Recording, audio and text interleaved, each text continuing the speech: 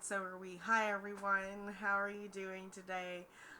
Welcome back to season 3 of our little Animorphs game we got going on here. Morphs in the Swamp. This is an Animorphs actual play using a Forge in the Dark hack done by on the forefronts on the Twitters. I just realized I didn't do any of my Nightbot bullshit. My ADHD decided not to, but it'll be going around here sooner or later. Thanks for our 2 subs that we got already going on today. That's great. But we're back in the saddle. It's the year.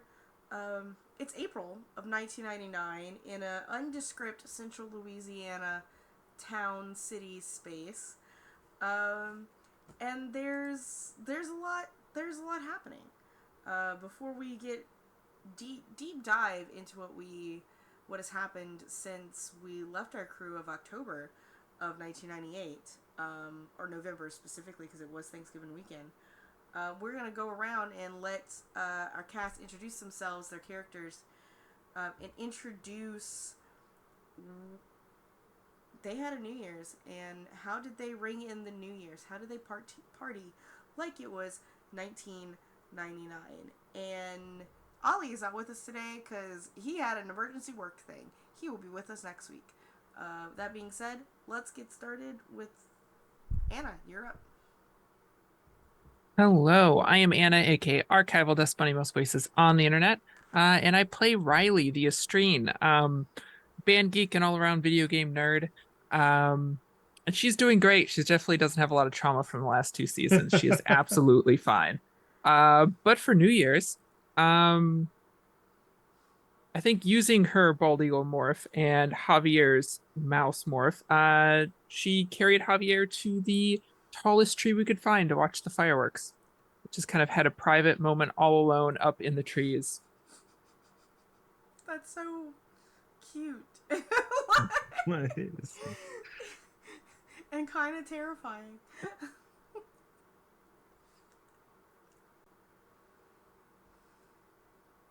Hi, I'm Nilsson. I play Tony the Battleborn. Uh, Tony definitely has some traumas recently, probably due to being, think, the only one of us to kill someone not morphed so far. And, the fun times we've all had. Uh, he, I, I'm not 100% sure. Oh, actually, provided, uh, I just had a complete. It's okay. Good lord, my brain just completely rebooted. Sorry. It's Friday. I It understand. is. Provided Arnica's cool with it, I think Tony might have taken our alien out down to one of the bigger cities to see the fireworks and craziness, considering neither of us actually have to worry about school or any of that. And things have been quiet. Y'all do have a super secret car, I think. We Still. do. Yeah. We do. We got a junker. Are the plates stolen? Yeah, they are. Is the sticker bad? Sure as shit is. But gas is 78 cents a gallon. We don't give a fuck. Hi, Yep. I'm Arnica. I play Ishrat, our Andalite. My friends call me Effie. I have friends now. I definitely don't also have a secret brother because that would be weird. I definitely haven't been dwelling on that. But you know what I definitely did do? I definitely did go to a most excellent of the human parties. It was quite large. There was so much alcohol everywhere.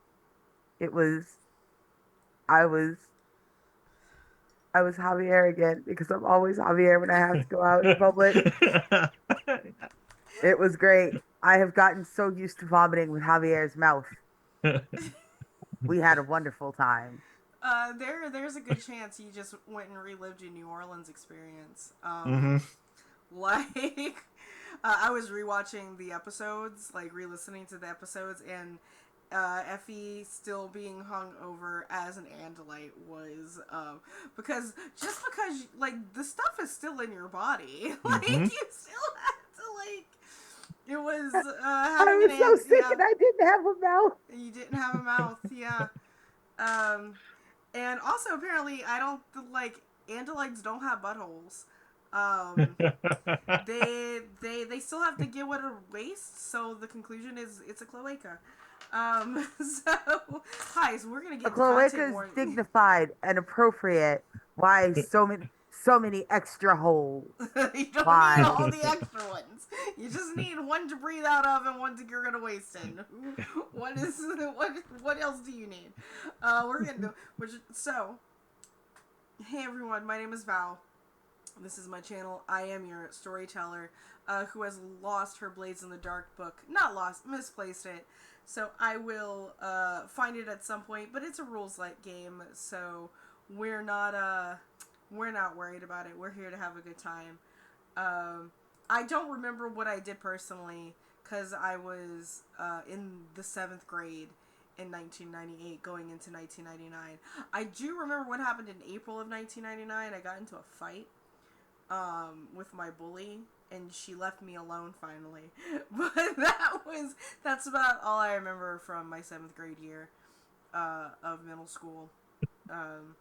So, a couple things before we get started. One, we are still a viewer-affected game with your bid, subs, and donations. Every reroll here, every 100 biddies gives us rerolls. When you subscribe, you can give a +1 forward to anyone here. Donating $5 gives an auto crit, and $10 gives an idea to me. It's always at my discretion, of course, because I don't cross lines and veils on this channel. But yeah, you can give me an idea at my discretion. You can do that most likely through coffee. Oh, look, it's doing this already. This is not exactly what it is because this is still in D&D.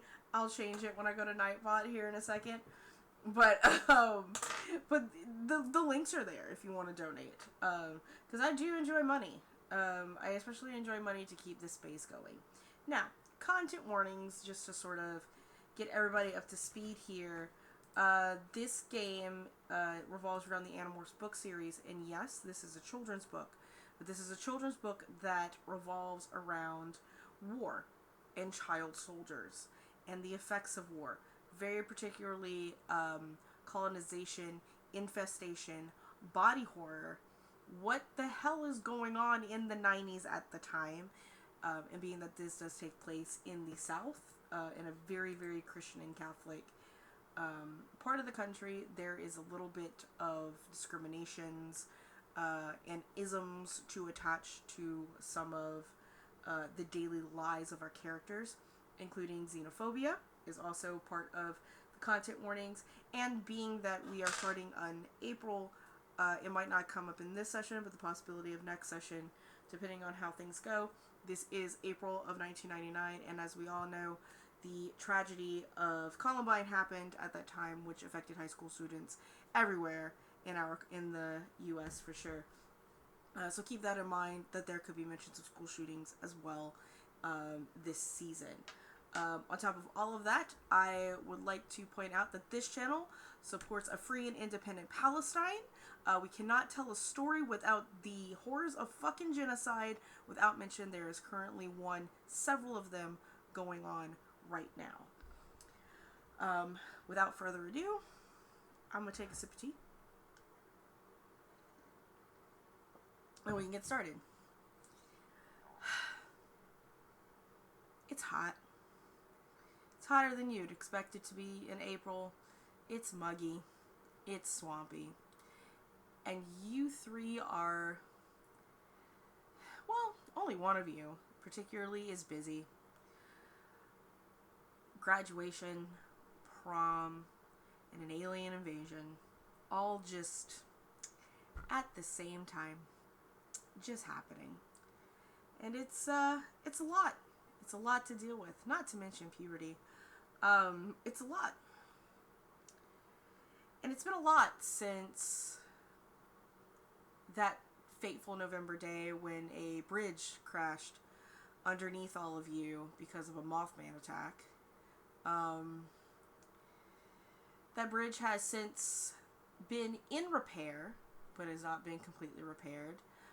Now with proper architects going behind it so that it doesn't break again. Spoiler alert, it never does break again, but it's so fucking scary to cross over. The first person that we go to today, not just here in the middle of April, but throughout the past several months, readjusting to life on the planet, is Effie, our Andalite. Effie, how has been your new, settled in life? What are some of the things that you have been up to? What are some of the things that you have done, very low stakes wise, that has helped curb the Yerk presence in this area? What does life on Earth look like you right for now? So life on Earth over the past couple months has been, there was a brief dark depression after the bridge fell for a minute. That it's one thing when you think you're like, yeah, no, I have resigned myself. I'm here. I'm working on this. I'm doing it. But there was always that my ship was still there. It was always a chance. My ship is it's enough to scoot around in the Earth atmosphere with all the work we've managed to put in. She's never going to be space worthy again. Um, I just Earth does not have the technology for me to do the kind of repairs I need to do. Uh, so there were like 2 solid weeks of the most spectacular sulk anyone has ever seen. She got really good. She did not get really good. She was terrible at it. But if you ask her, she got really good at lying. She learned the lie, no, I'm fine. She's so bad at no, I'm fine. Do you know how hard it is to lie and tell someone, no, I'm fine telepathically? Where they can feel you sulking, just your sulk rubbing all up against their brain. But, but after that last time she asked Riley, Riley said, no, sometimes you just say you're fine when you want people to shut up. It was the most spectacular lesson anyone had ever taught her. She's fine. Thank you. And then she realized she was fine. Um, there was, yeah, sure, we can't go back into space, but the ship does still scoot around. And no one really knows to look for it. We didn't have my ship when we went back. The Visser has an idea. She must know there's one, but she hasn't seen it. So every so often, we camouflage it. We don't even attack from the ground. We just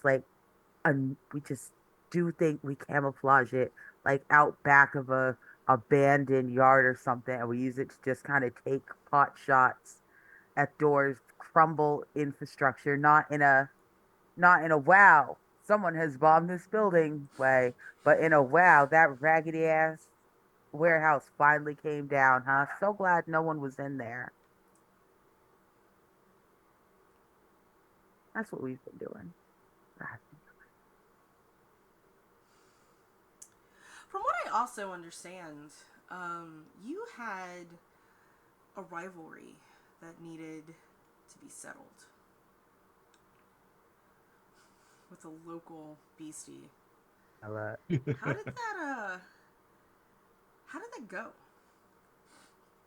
Now, you do not understand. This this absolute beast had the audacity to try to run me from my ship when I was still shaken and traumatized from my crash landing It has laid there like an evil fallow log, watching me, glowering.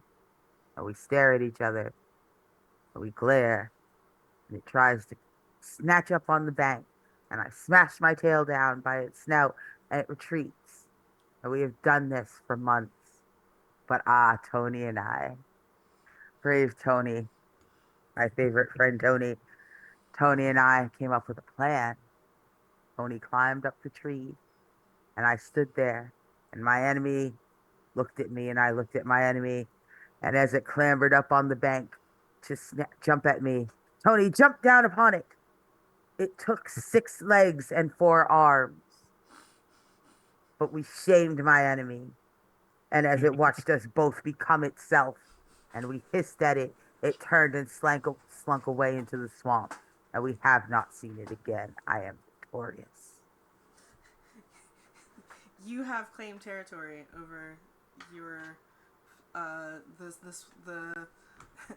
the wetlands in I this have taken story. territory from the Yerks and the alligator. Yes. Nice. Wonderful. Great. In the same vein, since we are talking about Tony, it is, I'm pretty sure it's been hard for you these past couple of months. You are effectively, from what I understand, missed out on almost the entirety of your senior year of high school. I am actually a year behind, so it's You only are my a junior year. You are a junior. You do not have But to worry. that does not make it Yeah. that much better. No. Especially as a football player who cannot do that as far as our old life. Yeah. Tony, I spent a lot of time watching the games. They're done now pretty much, but Oh yeah. uh We're right into baseball season at this point. yep. And yeah, no interest. It's too boring. Can't watch it. That's fair. However, we are in April, so according to what I just found out by Googling it, since some other games were mentioned, the arcade just got this weird new machine that has giant pads on the floor and plays music. It's a dance something, and I've been trying to figure out what it was. But I saw my old rival, who I don't think we've mentioned yet, but Jimmy Kicks. Jimmy, who is someone I played Street Fighter and other games against, starting to play it. So I've been ferreting to the arcade in various. The arcade has had some weird visitors. A cop, Javier, a lot more than he normally would be. The best one, once I figured out how to play the game, was an old woman who I met once. That's right. Mr. Tuh. Yes. She apparently can dance. Apparently. It has been quite the hit, even. Indeed. In the arcade.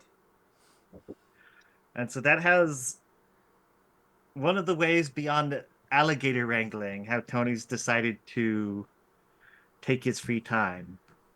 He is the only one of the 4 of us who is unable to tell when Arnica is lying or not, because he is right, or Effie is lying or not. Good lord. Because he is just as good, if not better, at lying. The other thing he does is watch his house a lot, specifically his sister, and he hasn't worked up the courage to sneak in when he knows the cat's out. But he stares at it a lot. You do go back and forth to your house, and even to the school, probably, in some sort of bird form to keep tabs on Emily, right? Yep. You would have known, because you definitely would have picked up on the suspicious movements of your parents and them having to go out every third night. Yes, Which I am. is a depressing but an expected circumstance or consequence of what's going on here. Emily has not um, Emily has not done such things. One of the things that's kind of you've definitely noticed with Emily is that she has become withdrawn from your parents, which most people would just cater that up to, her admirable big brother being wanted for murder. Oh. Normal, and she's also, only 14 years old, so Yeah. lots of moods to happen. But she has noticed a couple of times outside of her window, has recognized that she has an owl visitor, and has acknowledged that she has an owl visitor. And that's it.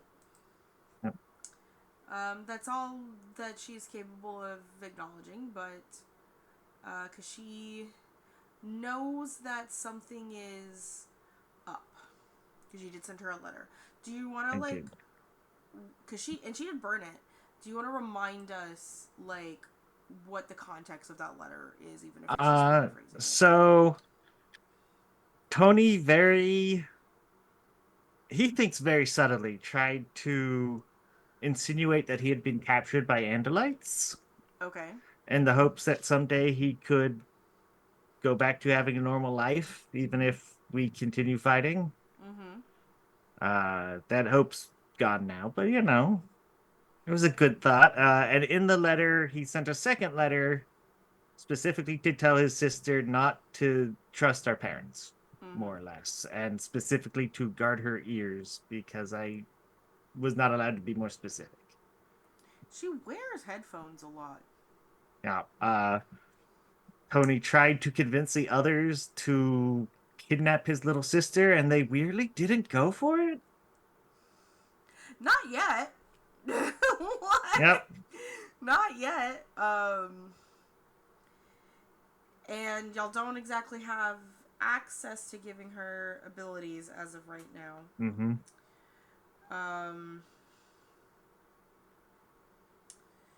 But yeah, it's been an interesting few months for you.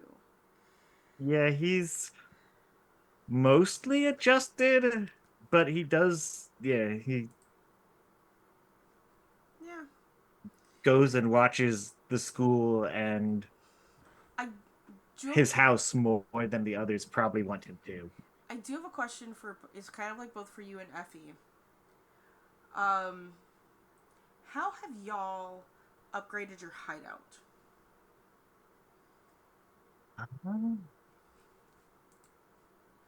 Did I write any of that down? I know we had a couch and a TV, and we had been trying. TV, yeah. And we've been trying to build kind of a. Oh, we would have had to have with all the rain. Yeah, so we had built a roof, as I recall, with Javier's help, over the fall, and then before it started to really get wet and gross, well, rainy. I don't remember if the area gets snow or not. I don't think so. On a cold day in hell, but also it was all over the news. I don't know how you missed it. A chimpanzee stole a generator from Home Depot. Wild. Nobody knows what happened. Just why did that chimpanzee steal a generator? Who knows? On a completely Oh, unrelated note, our TV no longer needs batteries. And we got a mini fridge. On a different note, you probably don't even need the tiny battery powered TV. You probably have at least something in Technicolor at this yeah. point. I Yeah. have another very important question for y'all. Are you a Days of Our Lives camp, a Young and the Restless camp, or a General Hospital General camp? Hospital. General Hospital? Okay. Because We are Passions just is not out until July. So, yeah. So here's the thing. yeah. It doesn't matter what Tony was. Tony may have had a preference, but Yeah. as soon as Effie met Jason Morgan, that was a dude she could understand. Mm-hmm. Jason Morgan and she got each other. He asked pertinent questions. He did not waste time talking about silly things. He did not waste time with the silly crying. He did the murders and came home and they sold the coffee. She's General Hospital. She's locked in. Monday to Friday, she's there at 3, and Tony has to watch it with her so that she can grip him with her skinny little fingers and be like, Tony, I do not understand. What is that? Mm-hmm. What is annoyed? Are y'all also invested in God. Ricky Lake or Maury? Maury My over Ricky. God. Yeah. These are very important questions to Bill. In the late 90s, Listen. these are absolutely important Yeah, questions for yeah. people who are Especially at when home, all you not at have is an school. antenna. Like, who? Yeah. And I don't even have to ask. Y'all are definitely watching Judge Judy. There's no question about that. Like, there's no choice. It's happening. Effie does not like Judge Judy, but she can't stop herself from watching it because she has so many questions about human law. She asked one too many questions about why something was illegal, and Tony turned on Judge Judy and said, Judge Judy will tell you. And she's been yelling at Judge Judy since. She Learning does not human like law her. from Judge Judy. It's great. Uh, Also, Law and Order SVU is also part of this, and Propaganda is at Jerry Birkenheimer full, Oh, yeah. full on. With that, leaving our Bad little crew in the boys. forest, Riley, what? You are a senior in high school. How is saving the world and preparing for graduation working out for you? It's fine. There's no conflicts there. Yeah. There is a bit of tension at home. Well, not a tension that's out in the open yet, because Mhm. Riley is supposed to go to college out of state. That's been the plan. Louisiana is not. Many places are not great places for a young trans woman in the 90s, but Louisiana is especially not good. So the plan has always been that she would go to college out of state. And her mother is still expecting that. But Riley knows that she cannot leave her team behind in the middle of a war.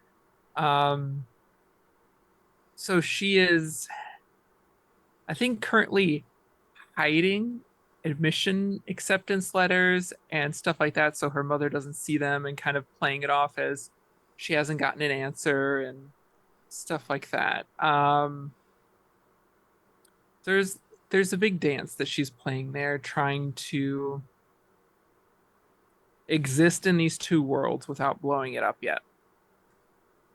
And Pokemon Blue version helps a little bit. She's been playing that a lot since it came out a few months ago. She's been playing that a lot with Javier, but she's been restless. She is the one who had to make a couple big kills recently in the past, and that has weighed on her. And with the Yerk activity being so low and big stakes things not happening, it has made her very restless, because if she's not moving, if she's not acting, not doing something in this war, she has to sit and think about what she has done so far. So she's been filling that time surveying the National Guard office, which we know is a door, or was a door. Hopefully, in my surveillance, I figured it out. To the pool, where the Yerks have to go every few days.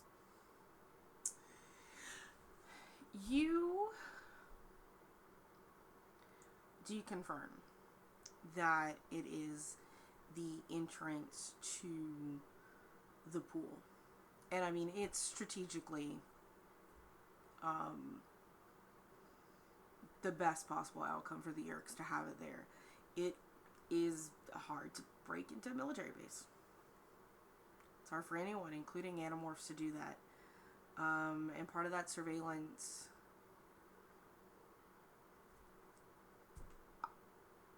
I would like to have you roll something for me. Okay. This definitely sounds like it could be a survey, but it could also be a hunt. And this is a fortune roll, so there's not going to be like any major consequences. It's just so much of like, through this skill that you have been using, how much information have you concurred about what's going on? Okay. I am probably using my crow form for this. So can I have that extra die? Awesome. So I'll do survey. Cool. I'll roll 2 die.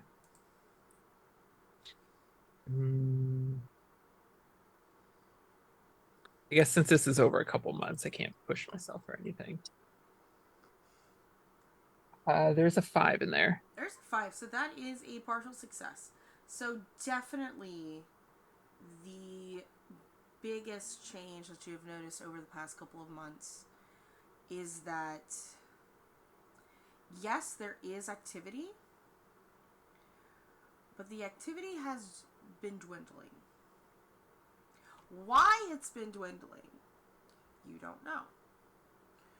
But in general, your captivity, specifically how many bodies go back and forth into the pool, have been... It looks like it's just the local chapter in comparison to maybe before, where there were people that were coming here, like big wigs, there was research being done. No, it's relatively quiet over the past few months. Why? Who knows?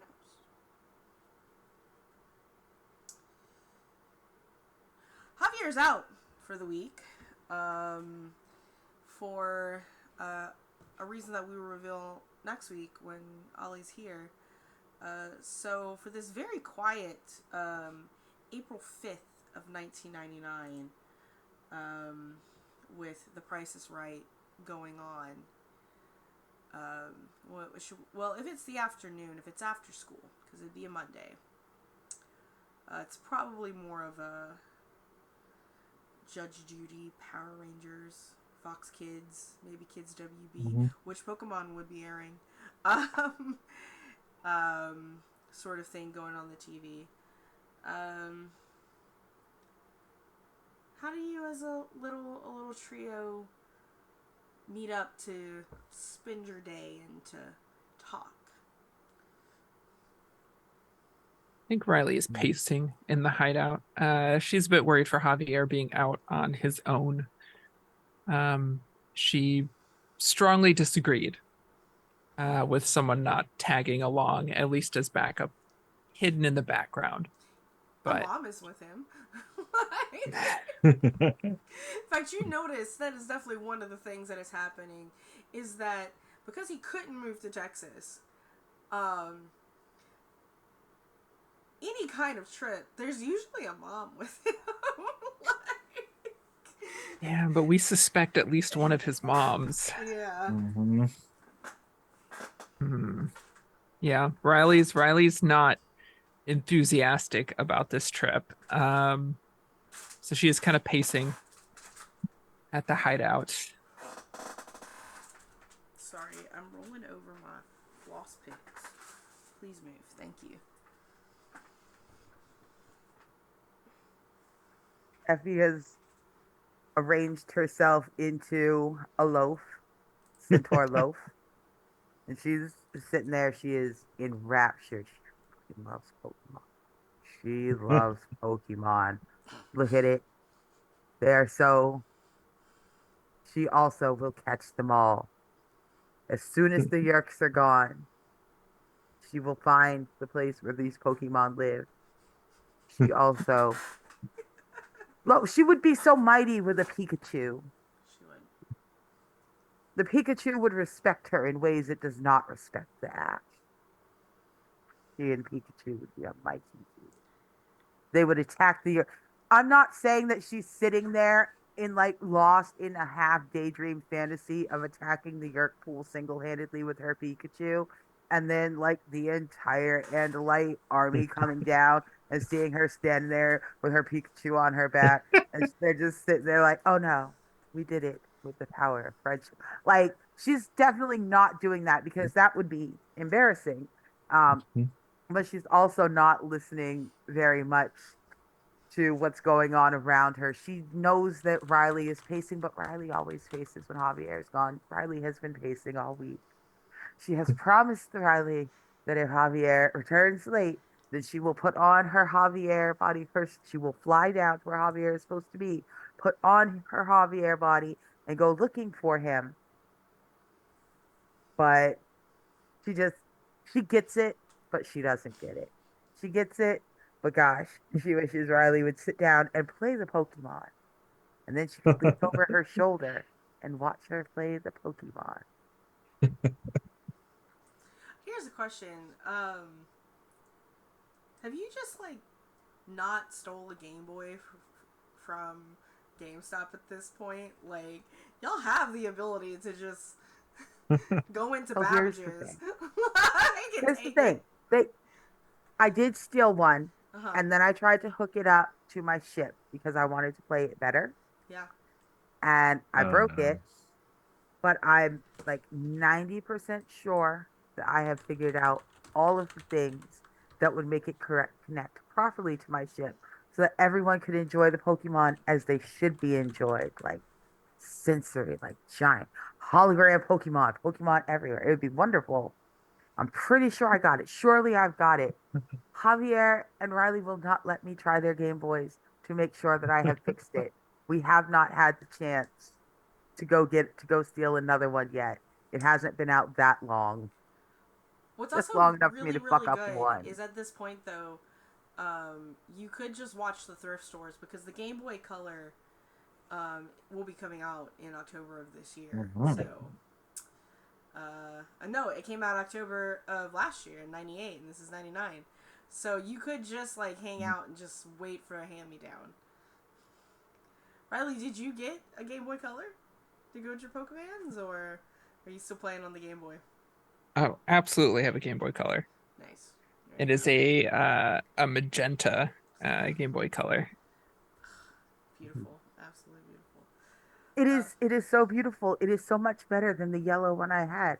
It will look lovely integrated onto the ship mount so that Riley can play the Pokemon large and I can watch Riley play the Pokemon large.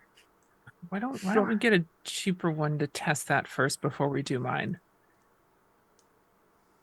Yours, So, yours is better. this is just a thought. As y'all have your TVs on, an advertisement pops up. And it's for an extension for the Super Nintendo. It's a cartridge that you can put the Game Boy game in, that you could stick into the Super Nintendo so that you can play your Game Boy games on your Super Nintendo. And this advertisement comes on TV like immediately as you say this, as if some sort of god is watching you from the ethers of space. Effie leans down just enough to put her hands around Riley's shoulders in excitement from behind. Riley, Riley, we need that. We need that. I want that. And you will play the Pokemon for me, and I will cheer for your Pikachu. And when you are done, I will play the Pokemon. Only $69.99. Oh no! It also has the Pokemon border specific for Pokemon. And I think it had colors too. Yeah. Pokemon It did have Stadium. colors. No, not Pokemon Stadium. Stadium comes Stadium out in came 2 out. weeks. Oh. It launched right before to get everyone hyped up for Pokemon Stadium so that you already had it in your house when the game dropped. Yep. Peak marketing. Because I sure as shit had it in my house by the time the game dropped. Oh, that's right. That's right. That's right. Not even for the Super Nintendo, for the N64. Excuse me. See, I was poor. I didn't have my PlayStation until the year 2000. My PS1. I had my Super Nintendo, and then I didn't even get an N64 because my parents were like, pick one. And I was just like, do I play Zelda or Final Fantasy VII? And we all know which direction that went. Because we had four kids thing. in my house and I was the oldest, we defaulted to Nintendo. And then if I did extra good in school, like extra good, my parents would scrape and save all year, and we'd get an upgrade to one of the big kid systems. But we always had the Nintendo stuff. Yep. Tony, how you feeling? Tony is unsure on the Pokemon debate and is very curious to see what would happen to hook it up to the thing, but also doesn't want Riley's game to be destroyed. However, we should go steal like a Super Nintendo or probably not an N64. Some kid would probably want one somewhere, and that seems like it would be mean. Those like just came out. Which, yeah, the N64 just came out. GoldenEye's out. I think it is. I don't know. You know, I didn't right. have an N64. You know, Riley and Javier are playing that. Yep, I didn't have one. God. But yeah, all seems not bad. Pretty good.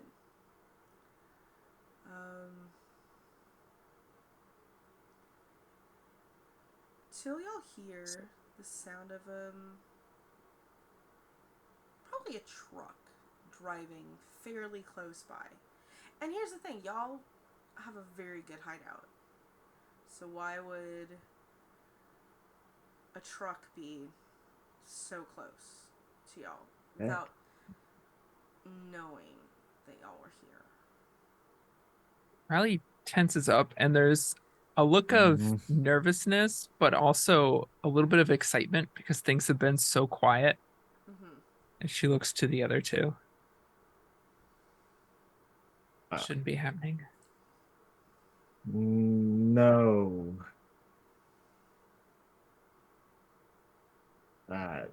Yeah, Tony's gonna spring up and look out the shit windows we have, but I doubt I'll be able to see anything just randomly out the window. But you know, better than nothing. Roll something. I can do that. I'm already halfway into Jaguar. Yeah, you transform way faster than I do, though. All right. I do not have any survey, but I do have hunt. Okay. So we will roll that. And these are all fortune rolls because y'all aren't in a mission of any sort.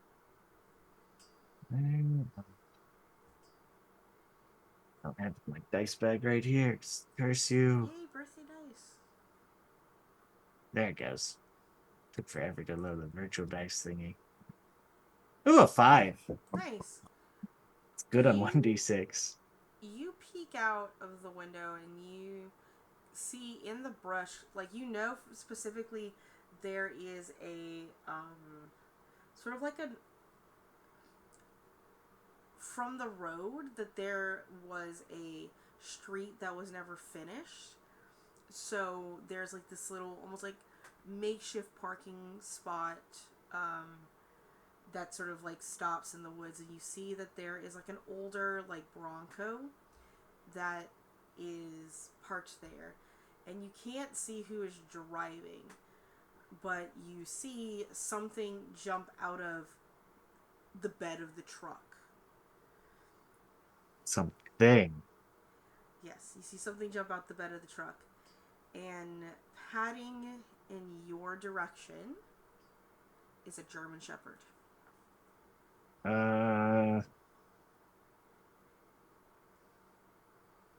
right.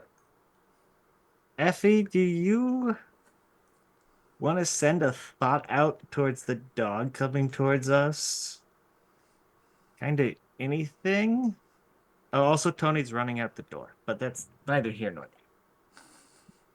Uh, yeah, Effie kind of she she's gotten it is an ungainly, hideous little movement. It is absolutely as inhuman as you imagine trying to get up on four legs into a low crouch where you're not seen out the window. It's a it is a hideous kind of movement.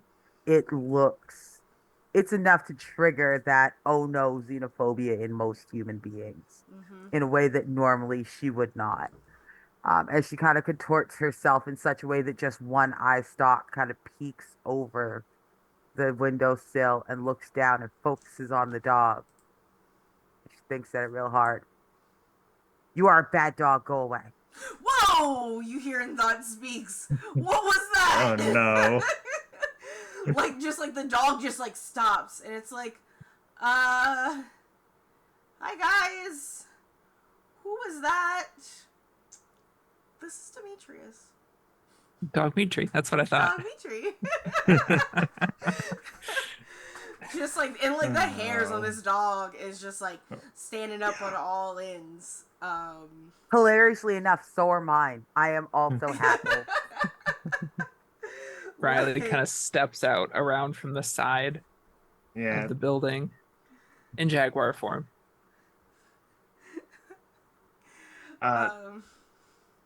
Yeah, go ahead. Tony didn't transform. He's just gonna walk out, Yeah. which is awkward because it means he cannot respond to any of that. Well, Dimitri. I mean, I can wasn't speak private once he's thought close. Speak. It Okay. wasn't private thought speak. It was out there.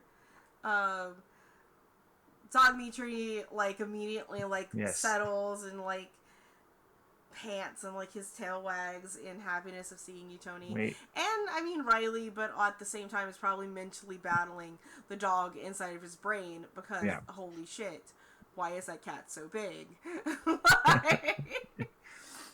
That's not supposed to be that way. Yeah, and you hear the door close from the truck behind, and his sister Danielle, who is a young black woman, probably around 20 years old, come out of the truck and hike up to see you guys. We didn't expect to see you. Well, this is Danielle. We're passing back down the coast, going back to California. We did our job, and now we have a important package to redeliver, as you are both aware of. And we figured we'd stop by. Oh, and she points to her head. Slug free.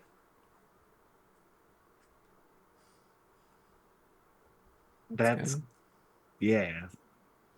Where's everyone else? Everyone. Oh. There's shit. How much did we actually end up remembering? Y'all? I know we got vague flashes of the other two. And Javier explained it to us. Mm-hmm. Okay, he did come clean. Yeah. Okay. I couldn't remember if he had or not. How much do you remember of our team? Dog Mitri responds. He was like, well, the 5 of us got very close. Or 6 of us, because there's 5 of you. The 6 of us got really close in a lesbian's truck in the back of a gay bar. Yeah. Or is we meddled something, yeah. We meddled in things that perhaps a bit bigger than we intended. They're no longer part of the team. They don't remember anything, we You don't think. really either. So it's just the two of you now? Uh, Javier as well. He's away. also, Effie, it's okay if you want to come out. Well, if they were infected, we'd be in a lot of trouble already. So, Gee, thanks. That's just Danielle. Like, well, gee, thanks. Effie's an Andalite. I Oh, don't really wanted her to find you threatening. there's wait, are they here? Are they finally here? Mm, no. Yeah, Effie steps kind of slowly, but not in an I'm shy slow, in an I am making an entrance. Slowly, just from the shadows, hoof breaches the light, and then all that long leg, then all that smooth face, then four eyes.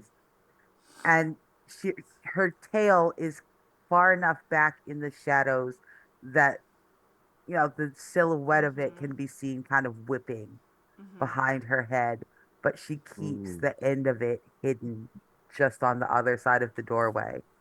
She just stands there looking at Dimitri and his sister. She doesn't, I don't know you. I don't know you. And they're getting the I don't know you face. They're friends. They're the Yeah. reason we're in this fight.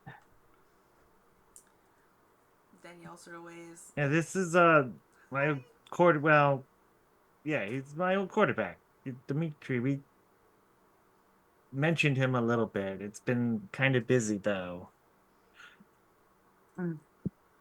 And I, I greet you to the Knotlif and to the sister of Knotlif who is no longer infected. Congratulations. She's been Thanks. working on that. Thanks. It was there's like this moment where she's not quite sure she wants to tell you what she's done. But she's like, yeah, the missions has been very successful. The resistance force is in full swing on the East Coast, and some have made the full change into Nothlets. how? Did you say wow or how? Wow is what Okay. Tony said. Tony is aware of how, as we discussed it at some point. Mm-hmm. Did y'all ever discuss this with Effie? No, No, no, they No, sure no. no, haven't. we never told the Andalite that And the so Yerks are morphing.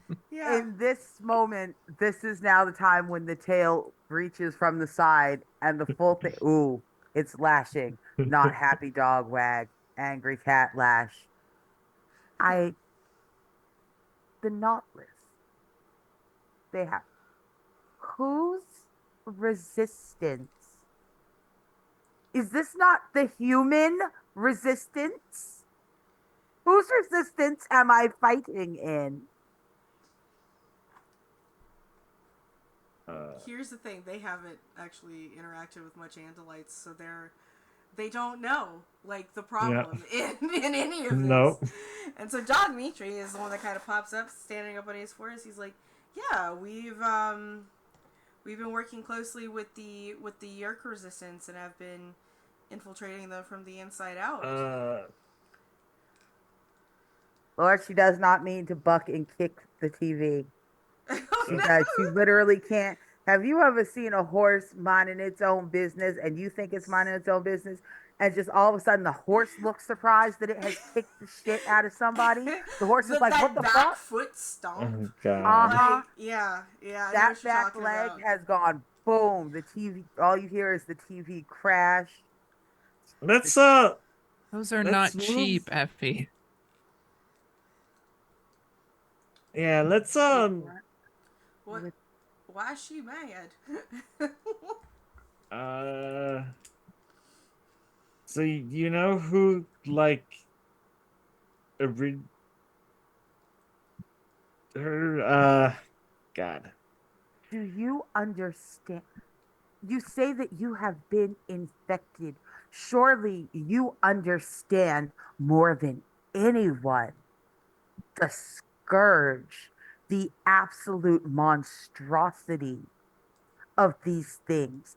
These they cannot be allowed to survive, and Actually, you are finding them hosts. You are putting them inside more hosts and taking their her word for it that they are just her going to. She, Effie, Danielle, go ahead. Just crosses her yeah, arms next to Danielle her. and her writers are the reason I'm alive, from what I've been told anyway. I wasn't exactly conscious.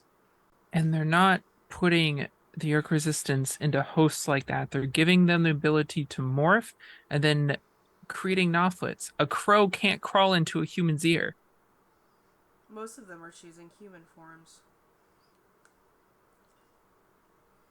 Really? Yes. Not expecting that. There's a there's you can see dust move and fall off the front of the building as my tail just goes bam. I just hauled off. I did the equivalent of punching the wall where nobody could see me. Like they are your riders. Are you still infested? All our riders still infesting? No. They're morphing and becoming nothlets. I cannot. I cannot. I can. They're actively abandoning being what they are. A rat leaving a sinking ship does not fail to be a rat. That's a little racist against rats who are just trying to survive.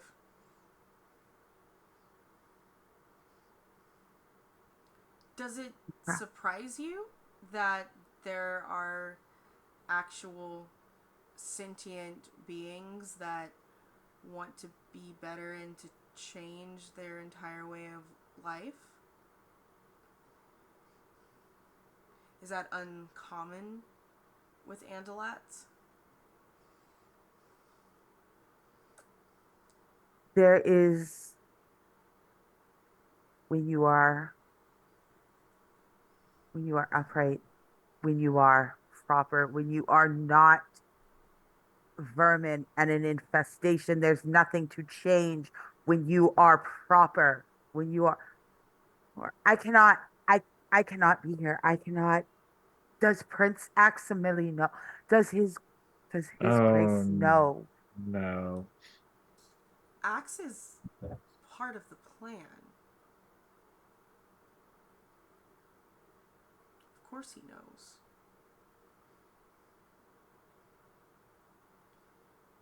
Effie goes crow. Effie goes crow and flies away.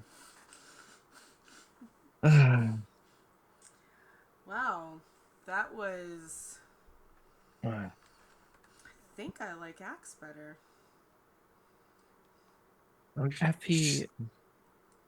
Effie is worth getting to know. She's still acclimating. She has not had the time here that Axe has had. He kind of just literally crashed here. Danielle sort of inhales and like exhales a bit. I get it. I wasn't exactly completely on board originally as well. I guess it's even harder for her. She'll be back soon. Do you two want to come Eventually. inside? This is quite a place you have. Thank you. It's I would love to nicer come inside. Well, oh, oh, It's oh, oh, oh. And Dimitri is kind of like rocking back and forth on his paws. I have something to show all of you. Mm. And Dimitri starts to morph. Oh, they. I thought they weren't sure if you'd be able to do that. And as he becomes himself, as you remember it, biker shorts and everything, 6'2", black man football player, How? as he was left the day before he was trapped. I think 18 years old. Jaguar Riley, I think, takes a step back. How Mhm. how did you get your Wait. DNA? Some guy took me back through time. I Like don't. He said, and Dimitri is himself now talking. I mean, it's. I'm still an offlet. I'm just an offlet that can turn into things again. And it helps, but also it's, you know, I mean. I I thought you guys said you didn't have any remorse from when the time thing happened. Yeah, but apparently we met Space Jesus. You fared better than us then. Well, there was that thing that like paused time to let us go find you on the bridge. Wait, that was you guys? Wait, what? Like the bridge collapsing. That was you guys. What? It was an attack on us, It yes. was two moth alien people? Three? They're going So, inside to sit down so you can tell them all about Mothman. and it was many more than 3. Yeah. It's probably about a dozen Mothman, because there's probably about a dozen that were like left behind from that time. Yeah.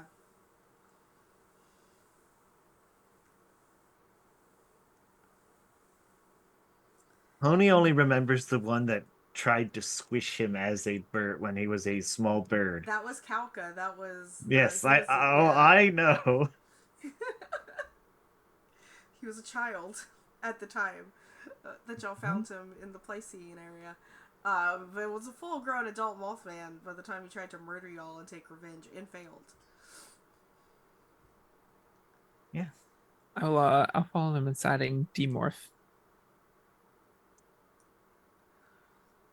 I don't really know what happened to start with the moth thing, so you should probably start that part. I mean, you told me, but like, if one didn't try to, well, several tried to kill me, I Great way guess. to recap episodes, by the way, is just for us to talk to each other about what happened last season. Indeed. Yes, Character.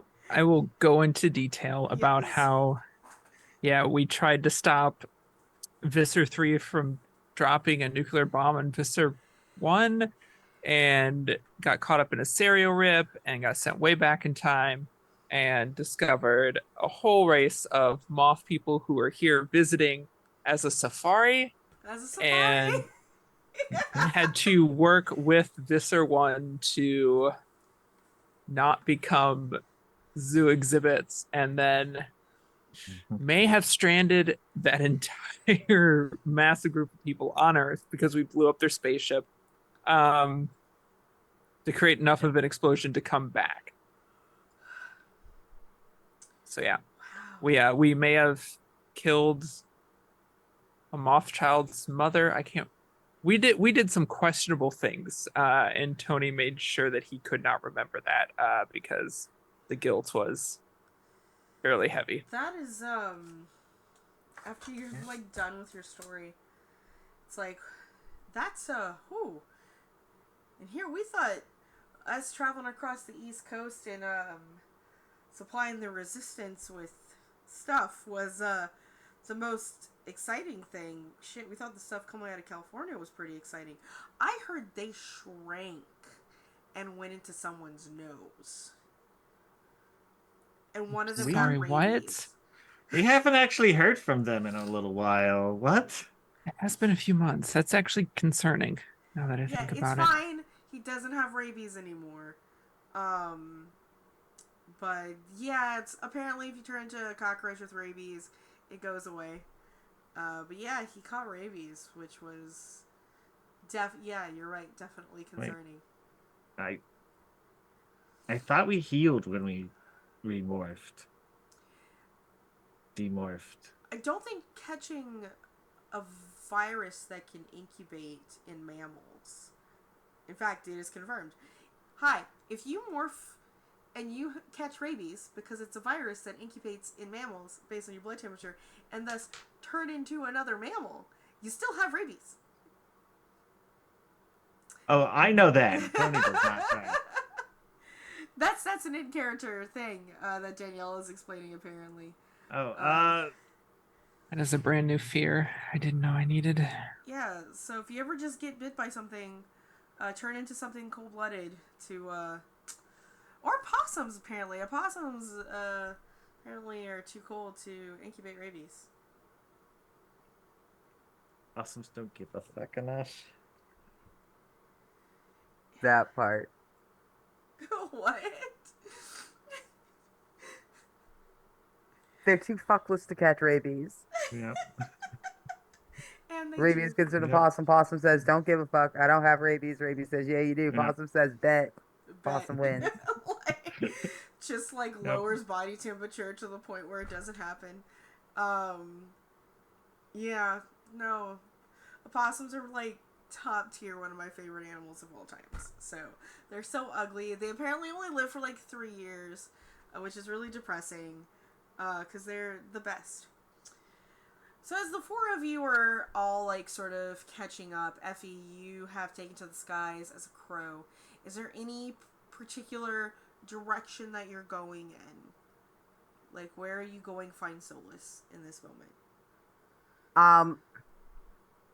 You know, going to find solace would be a really good adult idea.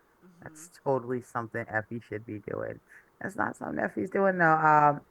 Effie has taken off and she is even now in her crow form, hunkered at the top, not at the exact top. She's hiding in the branches, but she's hunkered in one of the big trees right across from the National Guard station. She's just watching. You know what? Okay. There's a lot. She doesn't know what's going on back there. There are issues going on back there. So she's gonna sit here where she understands exactly what's going on. The Yerks down there, they have an understanding. They're pieces of shit, and it's her, them. Cool. They understand the way of the world. She doesn't know what's going on back there.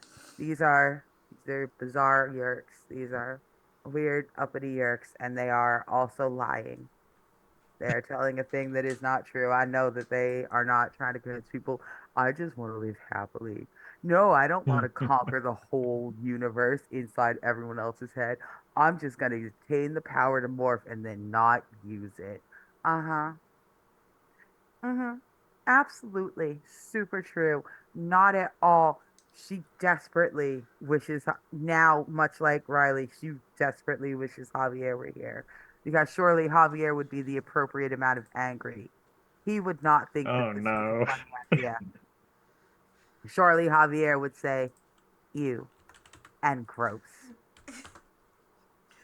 As you're sulking, one second. Just need to make sure I'm getting accurate descriptions here. As you are sulking, you notice that there is a convoy of vehicles coming down the highway. like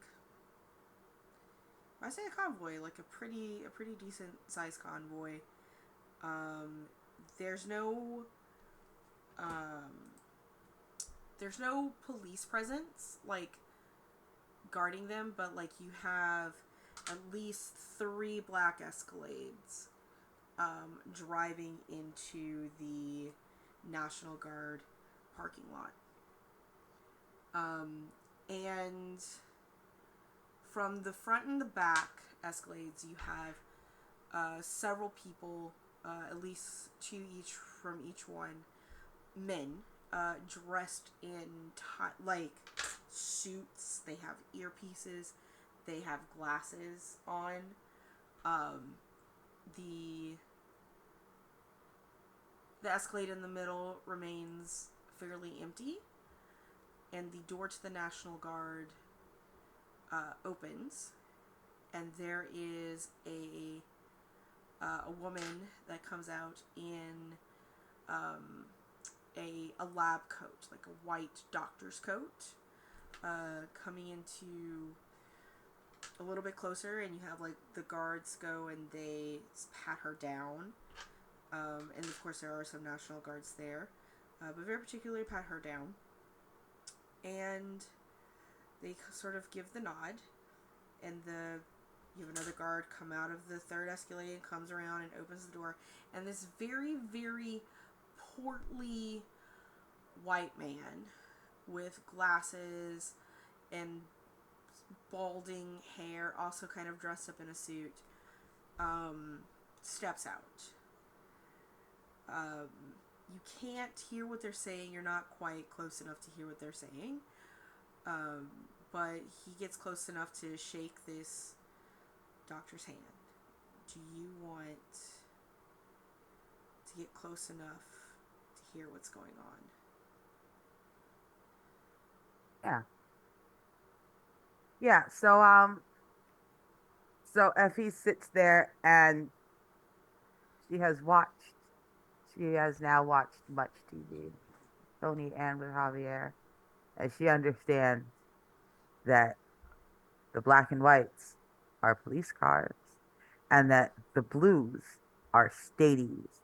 And if there are more than 2 black SUVs, it is the fucking feds. It is, she has never heard it said without the word fucking, so she thinks that their title are the fucking feds. You hear Javier saying it too. Yeah, it's the fucking feds.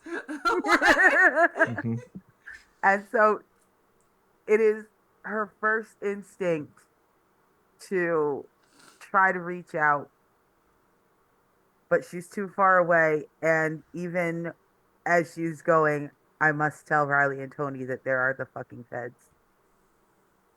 She's also realizing that does she's not sure if she feels comfortable telling Riley and Tony, because Riley and Tony heard a terrible thing.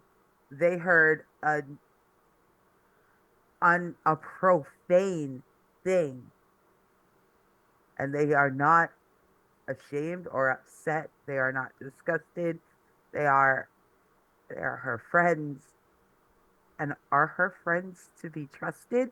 She doesn't know. She doesn't know, and she really wishes Javier were here. And the part of her that doesn't want to tell anybody anything is overrun by the part that wants to have as much information as possible, because surely this is a trick. Maybe this is a trick. Maybe this is a Yerk trick, but they are going to do a double trick on the Yerks. She's running herself in circles trying to justify, figure it out. But the good news is that makes her just kind of garbage crow. She's just kind of flying in circles like she doesn't know what she's doing There are before other she crows, lands. like, also being in the garbage. Right? She just lands next to the other garbage crows, and it's just like, Can you just give me a quick survey roll, please? Very specifically, like, unless you're a crow, so survey should be up there. You should have. I don't know what you put your extra at, probably. Or study. all right. I got a 2 in study. So let's do that. So it's 2d6. Yeah. I got two of study. Well, new d6 because that one fell on the floor. Yep. We don't. It's tainted now. Yeah, floor dice don't count. Floor dice don't count, which sucks because one of them floor dice was a 6, but that's okay. I've still got 1 6 and 1 4. Well, all you needed was 1 6 for a full success. And as you sort of fly in to sort of scoot in, the guards are always instructed if the crows get too close to like shoo them away. So you already have like one walking in your direction, like with his gun even to go shoo you, which confuses the bodyguards. But as in right before you get shooed away, you hear the doctor goes, "Right this way, Mr. Cheney, and we will show you the experimental medicine that is right for your candidate." And with that, we're going to take a break.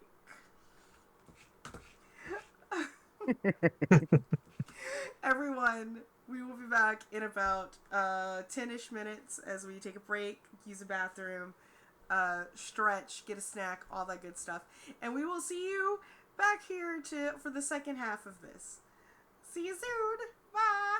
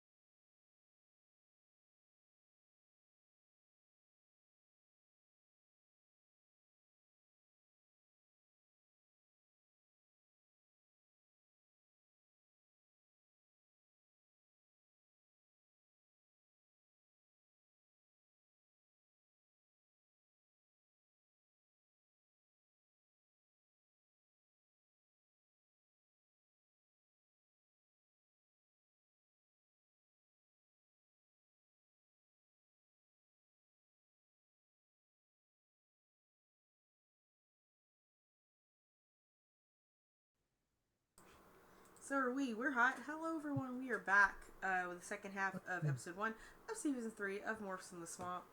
The National Guard, which is a known Yerk pool, has gotten an interesting visitor for the name of Mr. Cheney. That only Effie knows. She has no idea the significance of this man. In fact, probably most people don't know the significance of this man. Like, why would somebody why would you? Maybe a couple of us might know the significance of this man. Thanks, Maud. Appreciate it. But we return. Effie, do you, after being shooed away, what is your course of action? So, after being shooed away, Effie, she's gonna go say this thing. Before she goes back, she flies to the McDonald's and she fights a seagull for some French fries. There are no seagulls here. Oh yeah. Well, she fights a bagel for some French fries. Yeah, you probably fight off like a straight up like. You probably fight a negrette off now that you think about it, like a cowbird. Right. Yeah. I know it's that she's feeling herself. There are too many feelings. Enough feelings that she must fight a bird and take its French fries. Also, she likes the French fries. These ones are still hot. Someone accidentally dropped like the bottom ripped out their bag. So These are, this is actually extra what good. happened is that somebody got warm fries, but they were old fries, and this one lady just was like, no, I have to have my fries fresh, remake them. Even though they're hot, they're still the last fries that have been hanging out in the thing. So she's like, no, I deserve more than stale French fries. Even though they've only been there for a total of like 15 minutes, they're still too stale for her. And so she just threw them away. Eat that bird's ass, and I eat a large container of fries. They're super Like it's a sized, 1999 large, so it's like it's a no. good one. It's a super size. Rip, by the way, the guy who did that documentary died today. I did hear Aw. that. Anyway. The fries are excellent though. She sits there eating fries, stabbing at other birds with her beak to keep them all away. She's gonna eat all these fries because she's mad, while she's sitting there just trying to figure out if everyone is safe. And that's what's eventually going to drive her back to the hideout, is just the paranoid fear that as soon as she left, the Yerk showed their true colors. And Riley and Tony need her. You return and everybody's kind of having a good time. The weenies have been brought out, and This is such a betrayal. over the little and there are vegetarian weenies for Riley, of course, because Riley has gone vegetarian. But oddly enough, so Tony also opened that pack of Coke you were saving. Yay! Or no, Crystal Clear Pepsi. Crystal Pepsi. It's also 1999. There is Surge. I swear, if I mean, Tony that's what has you given the need. Yerks my surge. Late night surveillance missions. You gotta be hopped up on that surge. It's true.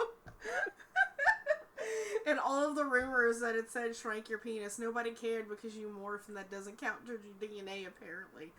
You know what does change your DNA though? Trauma. So this game got it correct. Changed my DNA into a snapping turtle. Yeah. At this point, Dimitri has had to because you come back and it's towards the end of your own morph cycle, right? So you come back to do, and you have an internal clock that lets you figure it out. Dimitri just has a watch that he wears all the time, even as a dog, just a watch. Okay, but a dog wearing a watch is really cute. It's very cute.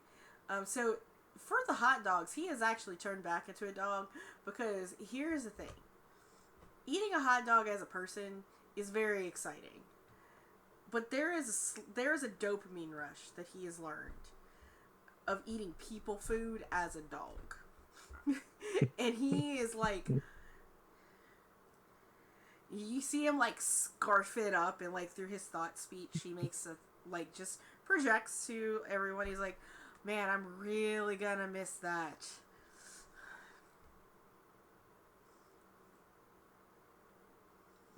After the war's what do you? over. Oh,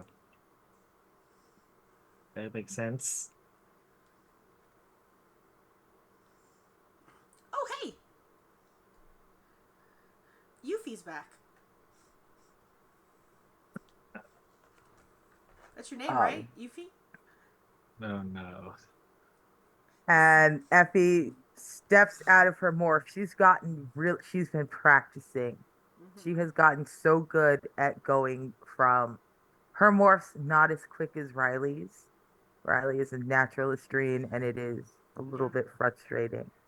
But it's still pretty good. It's good enough that she's gotten the hang of starting her morph in on the glide and coming in at a not a full gallop, but a little couple gallops and a standstill.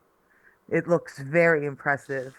She will have you know, and she's doing now. She just stands there, and she absolutely ignores him. She is not talking to the Yerk dog There's or the Yerk dog's sister. There's a slight, pathetic, sad puppy whimper. She will not be taken in by the sadness of the Yerk dog.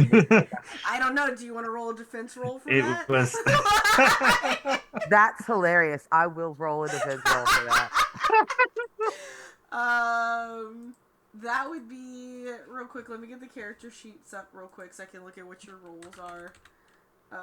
That'd be like a resilience roll. Possibly. A resolve, I A mean. resolve, yeah, because puppies, my dude, puppies. Character sheets.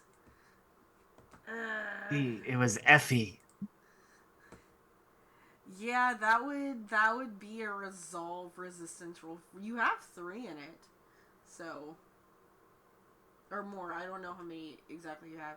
I just have the Andalite, but I think it's you. It has. Yeah, that's me, and I do. I have 3 in resolve. All right, I got a 3, a 3, and a 4. That is a partial success. Here's the thing. I'm gonna give you a choice. You can. Your stress should be cleared, by the way. Like, your stress should be cleared. Oh. But you could take the stress, 1 stress, because it's a 4, you said, right? Mm-hmm. It'd actually be 2 stress. You could take the 2 stress to resist the pet. Or you could pet the dog. And take no stress. Her hand starts to reach out towards the dog. She's looking, and His the dog ears is just perk up. Like, ears are up. The tail is doing the "Are we Yeah. friends?" The little hesitant wag. She looks at the dog, and it is so cute. Those ears are so flop. Those ears are so floppy. When Tony anyone moves else back turns a into a little. dog, they do not turn into a dog with ears this floppy. She almost pets the dog. Instead, she takes 2 stress. Turn her back upon the dog and look at Riley. Oh. Look at Tony and say, "The fucking feds are at the National Guard." Fucking fence. Riley perks up at that. Yeah, Tony is nothing has scratching the happened. dog's heads. Yeah, everyone looks like a perky German Shepherd in that moment. And she is still just kind of she has turned her back to them, but she's 3 eyes are facing Tony and Riley, and 1 eye has swiveled and is looking behind her. Just a Tony is beady-eyed with little the glare dog. from that one swivel. Well, then she's looking. That one is glaring at the dog. The dog has a specific eye. Just don't you dare be cute at me. She's looking at the 2 with the other 3, and she's like, "There is a man. He is large and he looks miserable, but not sad miserable. He looks mean miserable. He is in a suit. They are taking him inside to speak with him. They called him a Mr. Cheney. Do we know a Mr. Cheney? Is he on the list? Would we know a Mr. Cheney? Not locally, Yeah, but no. people can make rolls. I feel like the only one who could make a fair roll on this one would be Anna. Yeah, I'm Riley's big got guess. a I don't know shot. Mr. Cheney. Yes, study Yeah, I say or that this would be a study. 5. Right, partial success. So, like, yeah, like, there's nobody locally that you would think about, so you're just sort of, like, expanding, like, your knowledge, because you probably take some poli-sci. And probably even take poli-sci, like, I don't know if you know, like, at this time, but there are even people who had, like, in seniors that will take, like, additional studies that counts toward their college credit, and usually poli-sci is one of them. You probably take this. It's actually easier for you to do this in actual school because you can just do this at home. I love independent studies, by the way. I excel in them. And you aren't 100% sure, but the only Cheney that you could think of that would have any reason to be associated federally is that there's this guy named Richard who is on staff for the governor of Texas. He was also at the moment the CEO of Halliburton. And fuckers. Yeah. Like politician, perhaps?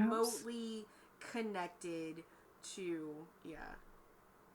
Do you guys know anything? You've kind of been traveling. A politician, I think. Texas. It's a long way. This is the first time anything has happened in months, though. We should check it out. I could check it out. I think I'm going to check it out. Just We've been waiting for stuff to happen. This is the first time something has happened. We need to make sure we're at the forefront of this. Well, you should be careful, Um, Riley. They did not like my crow. They made me leave. He had a gun. He did not shoot at me, Yeah. but Yeah. maybe lie. Riley is definitely familiar with, like, they will chase off birds because the Yerks know that there are some sort of Andalite presence in the area. So they don't let birds get too close, to the doors, or there is, like, an active guy on duty that just chases them away from dumpsters, right? So you're always usually, like, across the street on telephone wires, essentially, whenever you do your spying.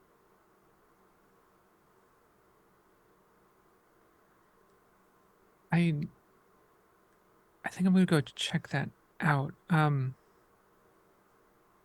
don't know if anybody else wants to come or if you'll want to stay. It was wonderful seeing you two again. Are you Yeah. just passing through, or? Danielle's like, well, she looks over at Effie. I'll be here when you get back. You sure you're okay by yourself? Yeah, I can blend in pretty well. I should be able to get close enough to see what's going on. Okay. If anything goes crazy or if you get any information, come back. But I mean, I don't have to tell you guys that. Y'all are doing really well from what it looks like. Or, she'll be fine. yeah.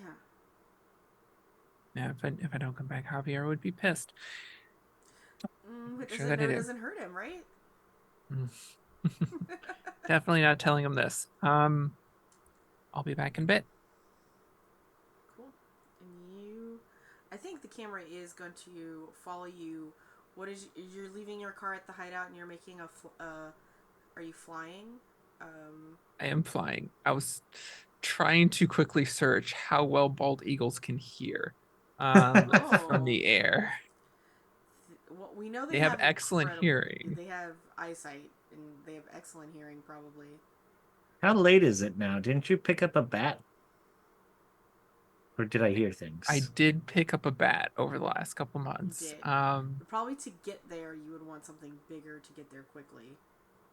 Yeah, I'll go crow to get there quickly. Okay. And then I'll kind of see what the situation is, and I may change Yeah. once I get there. The camera I think is going to stay following you for right now. As you weave your way through the forest and through the highway, you know that this is, as the crow flies, a good 3-mile flight, which, with the, is a good, 30 minutes of flying, 25 minutes of flying for a crow. Not a big deal. And, you do kind of have to, weave your way away from, a red-tailed hawk that is, bro, what are you doing here? But, it's not a big deal to get there in a timely fashion. And you do see the 3 Escalades, black Escalades, are still there, parked. And there you have security parameter, not heavy security, it's not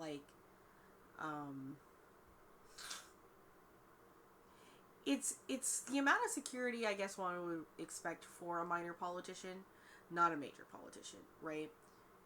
They're not checking everyone, and they don't seem to give a shit about the birds. And in fact, you even see one guy kind of laughing at the National Guard guy who is chasing away the birds. It's bro, it's just birds, just leave them alone, sort of thing. How long do you... Thank you for the raid, Visventer. We're playing some Animorphs. Viventer. Sorry, I'm blind, and that looks like an S. How long do you plan on staking out before you do anything?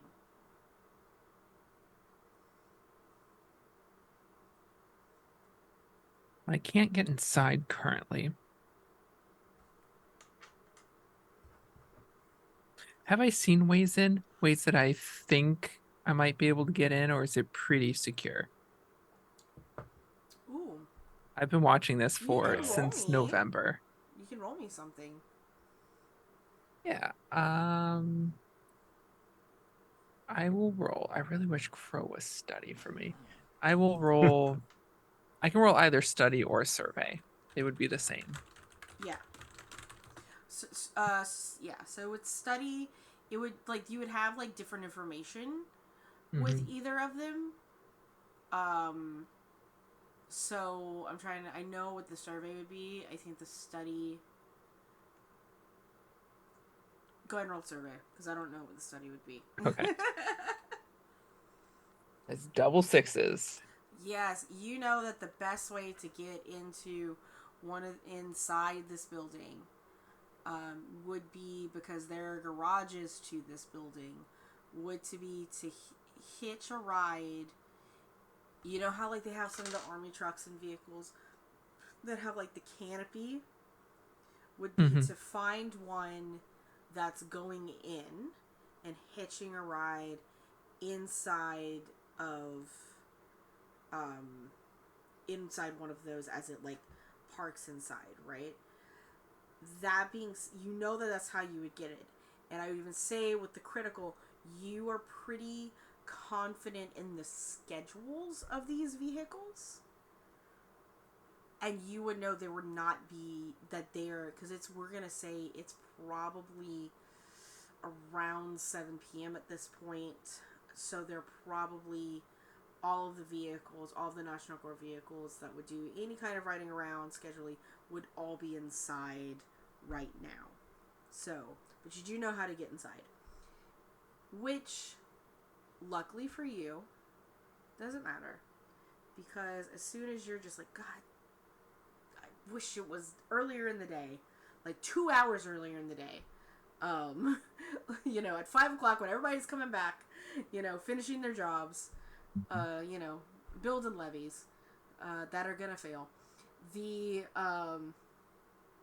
Sorry, I'm not criticizing the levee building of the National Guard in Louisiana whatsoever.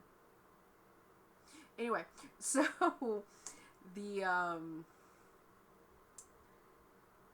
the door opens to the front of the space, and the large portly white dude known as Mr. Cheney walks out, and he's with this doctor again, and you recognize her.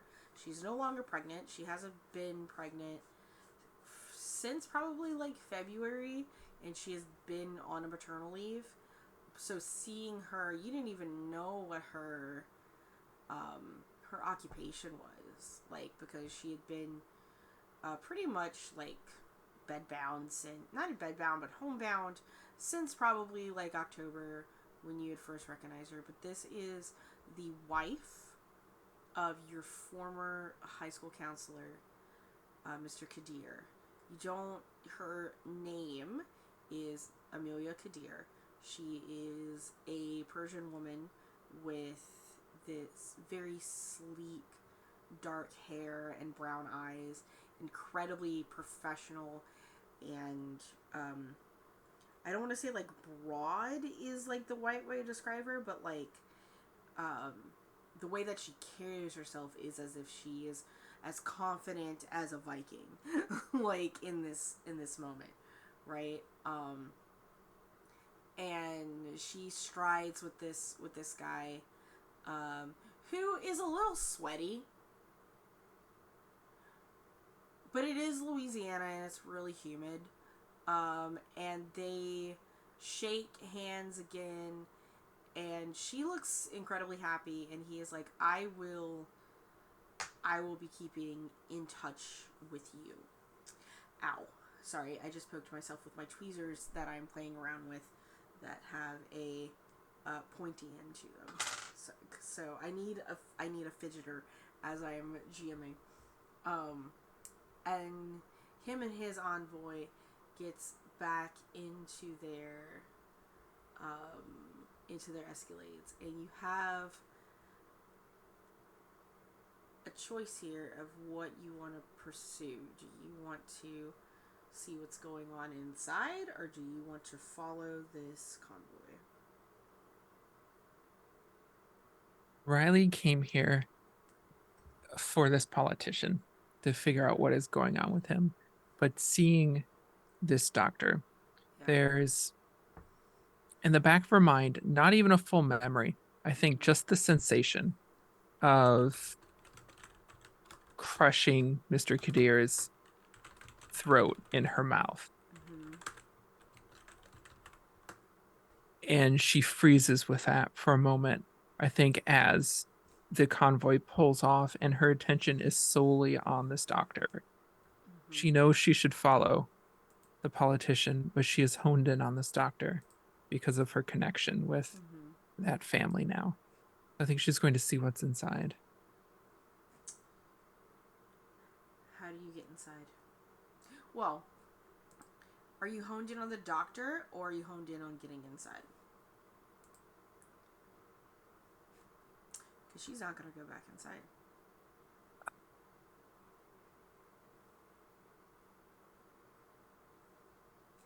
She's going to get in a vehicle to drive elsewhere. Probably going home. I know where she goes, though. I think she's honed in on the doctor and misses her chance with the convoy. And I think instead tries to get in. Incredibly stupid. Try to get inside the... Is there an opportunity to get inside the base? Because she has not had that opportunity yet. Oh,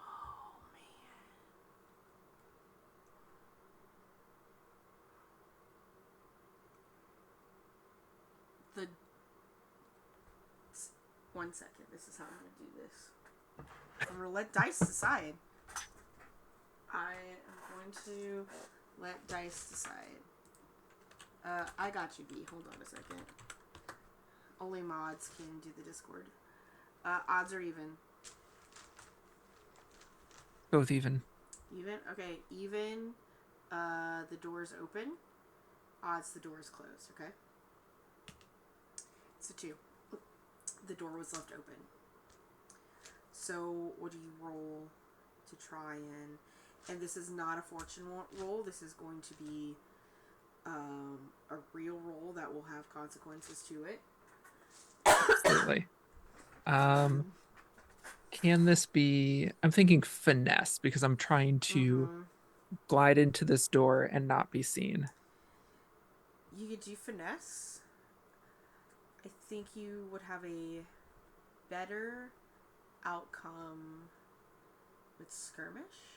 Like the results would be different with skirmish.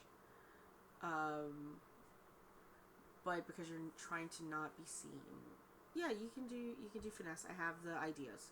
Finesse or skirmish would be my two suggestions, whichever Okay. one you want. I will do finesse because I'm rolling with 3 on that. Okay. There is a 6 in there. There's a 6, so that is a success. So the way that this sort of pans out is that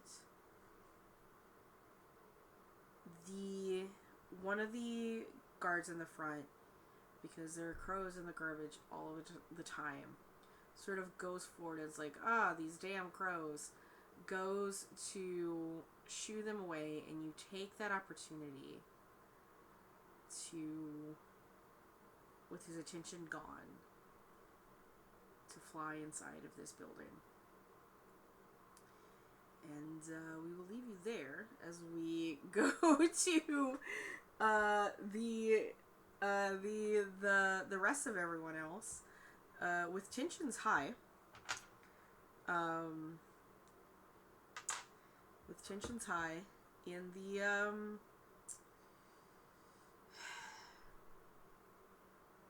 the forest. Yeah. And a very sad Dogmetri. He has truly let he has embraced being a good boy. He was already a little dumb to begin with, and I say this in the most loving, non-ableist way. You know, the same type of energy that a good boy gives. I also have that energy sometimes. And he takes the opportunity to turn back to a person now that he's done with his hot dogs, because maybe being a person would be a little bit better and more comfortable for Effie. But there's this weird air, and you know, Danielle's like, I think we'll wait for Riley to get back. I don't want her to be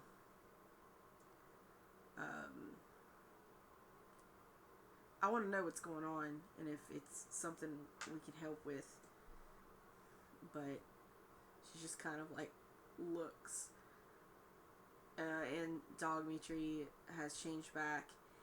And the thing is that he has also had, like, his sister brought a duffel bag over so he can change into, like, a t-shirt and jeans, so he's just not hanging out in boxer shorts sort of ordeal. And he's like, yeah, Tony, you want to go take a walk? Yeah. You want to go stretch our legs? I need to ask you about scores, games. See, New Year's coming up. Yeah. And they Sure. In fact, you guys should probably stay. Riley might take a while. Well, we got camping gear. Effie, be nice. Okay, it's cool. Tony's leaving. He's not even paying attention. Effie, be nice. You have never seen someone look so much like a snapping turtle without turning into a snapping turtle. For me to not have a mouth, it sure is twisted up in a funky ass attitude. Oh man, you can cut that tension with a butter knife. As y'all like sort of walk away. What's her deal? Oh, well, she's tense. She's like literally an alien here. And yeah. it's not really my thing to say. she's had a rough time of it, from what I sounds like. The Andalites are not quite as cool as you kind of think with the whole shape changing, saving the universe thing. What do you mean? Like, it sounds like they're kind of assholes, to be honest. And like Effie kind of just has to deal with that. He sort Like, of nods as he sways back and forth in his walk, hands in his pocket. Yeah, I can get that. Things aren't as propagandally rosy as they seem. Don't know anything about that. Don't know anything about that at all. And he just sort of picks a rock and sort of yeah. tosses it. Uh, the team kind of hasn't done so good this year. Well, they lost both of us, so Oh, wouldn't be surprised. oh, I, yeah. Uh, We're not. I also maybe kind of broke the nose of your replacement at one point. I mean, that's not the concerning thing, Tony. The concerning thing is that your picture shows up on Saturday nights after Dateline. Oh, I don't tend to watch that part anymore. Are you okay?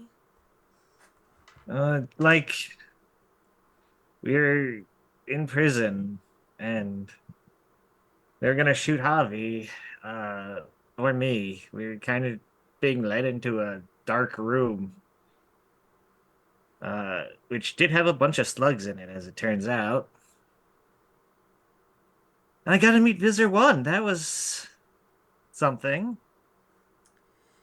Yeah.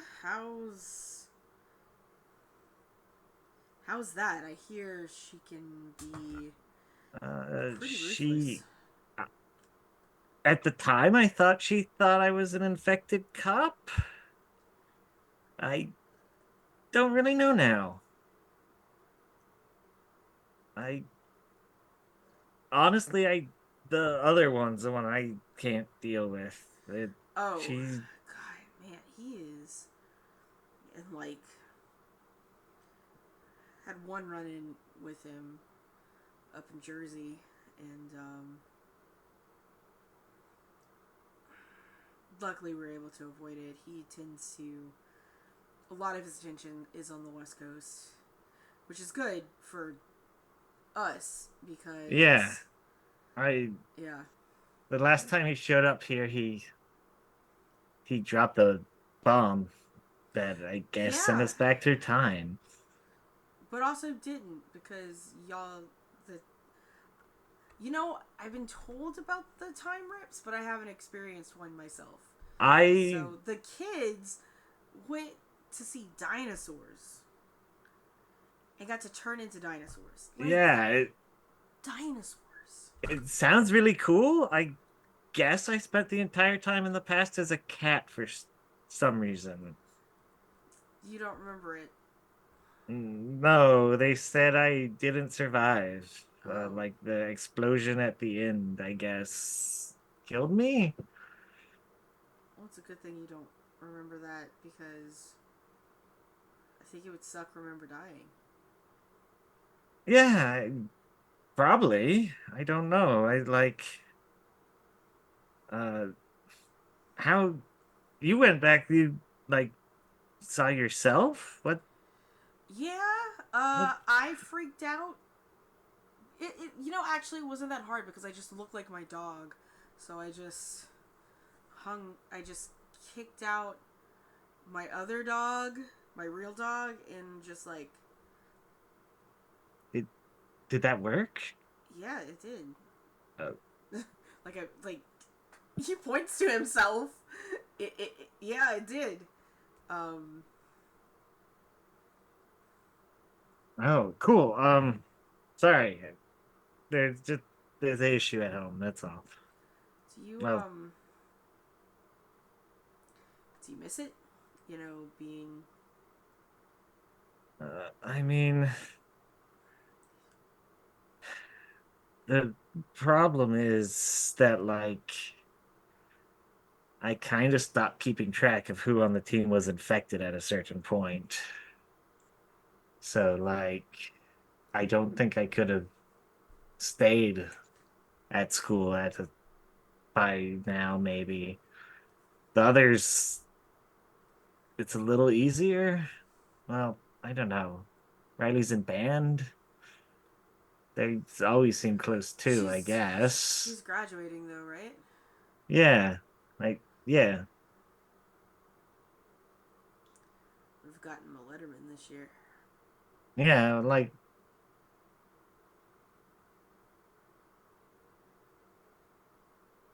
uh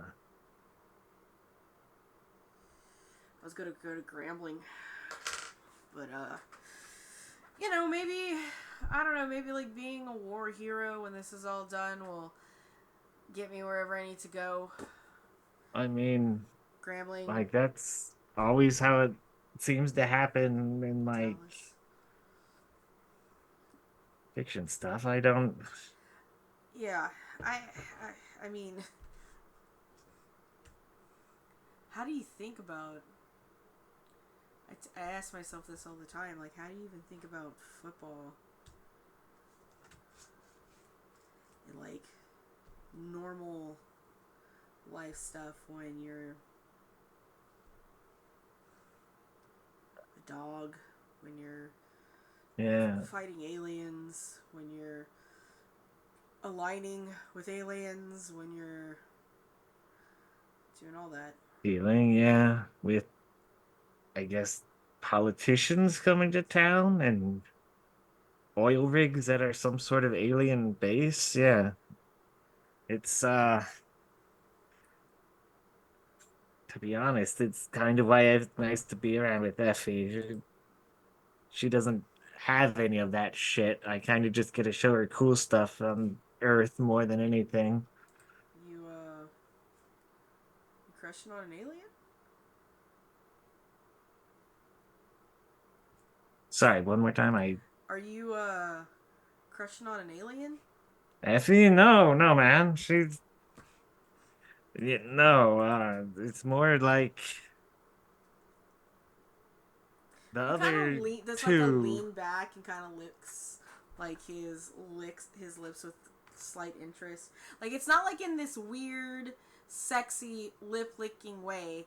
Like there's a specific thing, and Arnica, you probably know what I'm talking about. The way, like that young black men just lick their lips, and it's great, and it's like this curiosity thing, like just like yeah, it's curiosity, like he's listening to you, right? Oh, okay. Yeah, no, it's the other two. Like we said, well, even they paired off, I guess. So it's really Effie and I are the only ones who can hang out. But I get it. Don't want to be a third wheel. Well, like the he reaches out and he puts a strong hand on your shoulders. It's like, well, I'm sticking around tonight, so we can hang out. sweet, I'd like that, man. I haven't. It, yeah, that'd be awesome. I I'm trying to kind of. can't exactly go to the arcade looking like myself, but I picked up a person or two as disguise along the way. Oh, cool. The other group seemed really freaked by it, so Freaked I wasn't really sure. by what? By having people? Listen, it is kind of weird. It's really weird. Oh, I know. I can turn into a grandmother. It's very strange. Sorry. That was No, no, just it's the best fucking delivery of that line.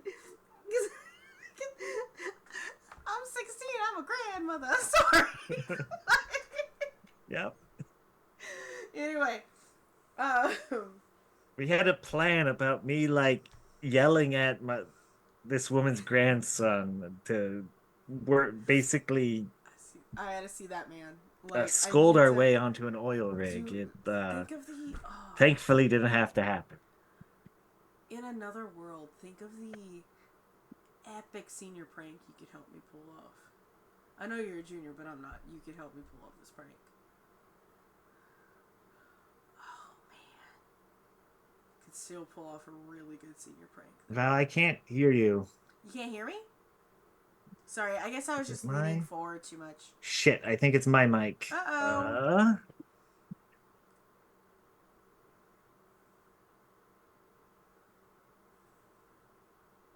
One sec. Okay.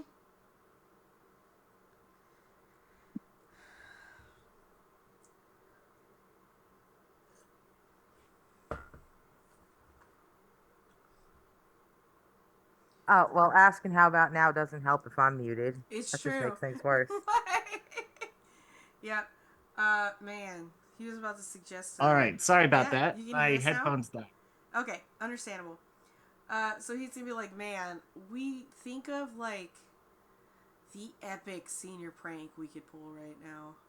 It's so risky, but like, think about my ghost coming back, and then you coming back as you, and then just we could. I'm not saying we should, but we could dream about it. I'm pretty sure Riley would murder me if I tried. She's not here. What is she, your You mom? haven't seen the entirety of her Jaguar, man. I do not want to get on her bad side by doing something like that. Oh, what is she gonna do? Like, Sprout murder blades. us? Like, she kind of needs us. We're her team. You're her team. You know, fighting an alien race against total infestation. Oh no, not the band geek. You know, to be fair, she probably has a very scary side. Like I've seen. Yeah. Listen, nerds. Nerds got quite the imagination, and I can appreciate them. Yeah, she's as far as actually fighting and killing people, I think she's done that more than any of the rest of us. So I don't necessarily want to make her. Probably a lot of pins up rage. Like, I can imagine. Especially with that one teacher that treated her like shit. Yeah, a lot of the teachers you remember aren't teaching anymore. Good job. Like, delivers it exactly like that. I don't even know half of it. Like, at the time, my main thing was the rhino. I was fighting, but I can't see half of what we were doing most of the time. You should have picked an elephant. I didn't think about it. Your sister did really well with it, though. Yeah, she sure does. That's Danielle for you. Anyway, so you got anything that could run around the forest with me as a dog? We can just play tag. I have. Do you want to? You're muted.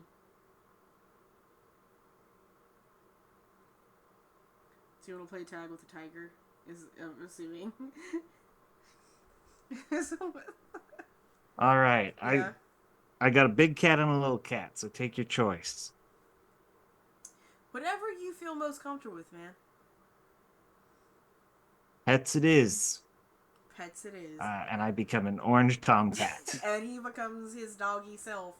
And y'all commence in a very adorable game of tag before we take a quick switch over to Effie and Danielle. But I have to pee real quick, so I will be right back.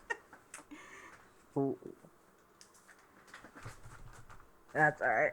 So There's not much conversation happening at the moment anyway, because Effie is turned into the snapping turtle and it's just sitting there. She won't go in. Touch me now. Touch me now. I have bitten through Awkward all the big silence. sticks.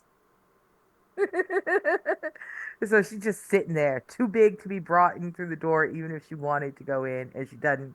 She's got her feet planted like somebody's gonna drag her, even though there's no one there. And she's got that huge steel breaking hinge of a jaw just open. Just so you know, she's making a great impression on a new friend. She is want to do. Nobody makes a first impression like Isharet. Oh, she's so good at this.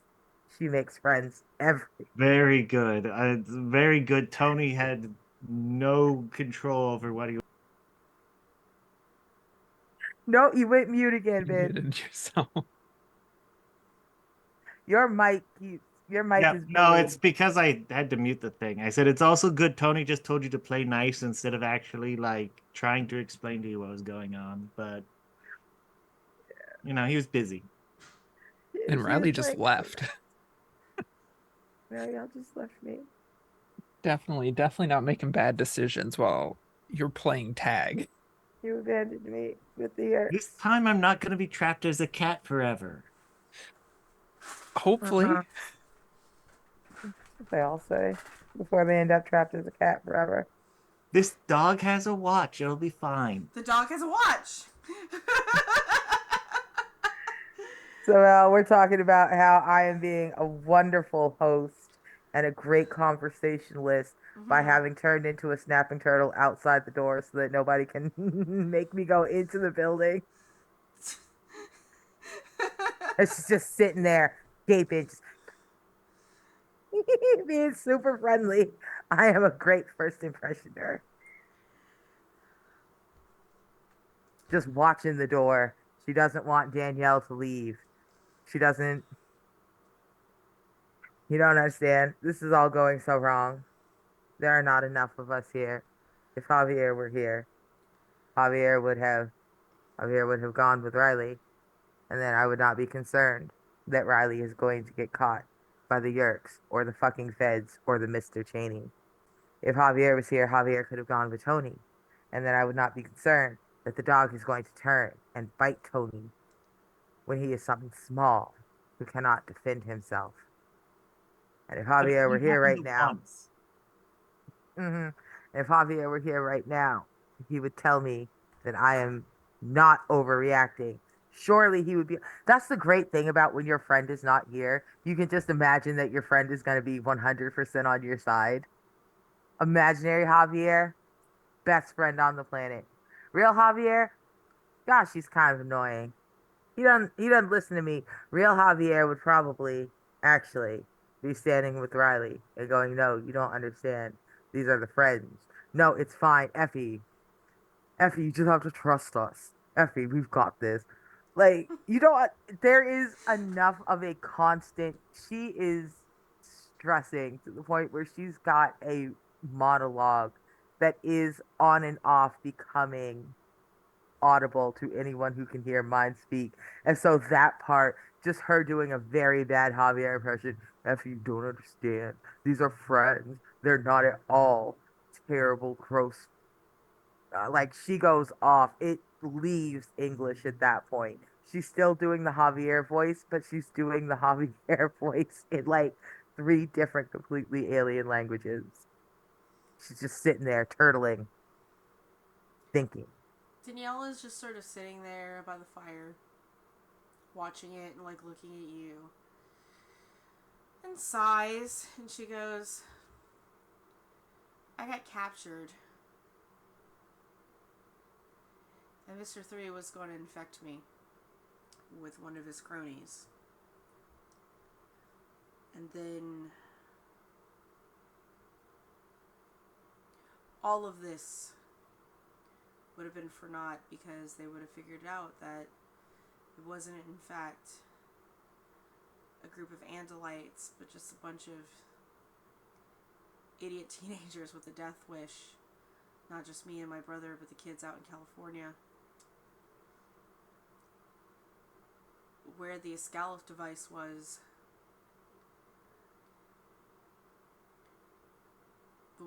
you would have crashed on this planet on a lost war if my rider hadn't gotten to me first.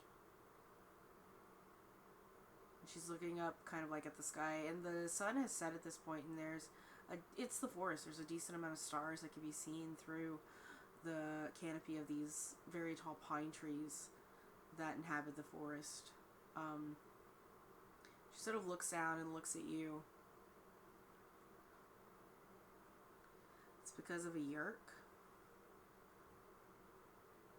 that the Yerks haven't won yet. And that is a hard pill to swallow.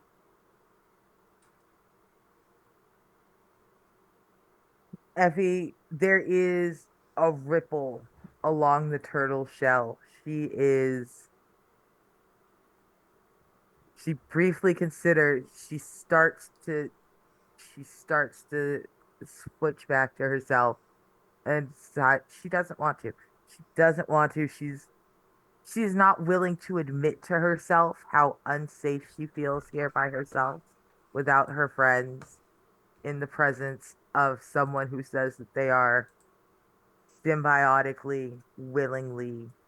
There was someone who has symbiotically, willingly hosted a Yerk on purpose. Like she, she just, she would never tell you she is scared. She's scared because what if she has made a terrible mistake and her friends are not her friends? What if her friends are her friends, but their friends aren't their friends and they hurt her friends? And she just looks, but she does send out the mind thought and she goes, you think you were saved by her. Maybe you believe it. You have not been saved. You're just an unplayed pawn still.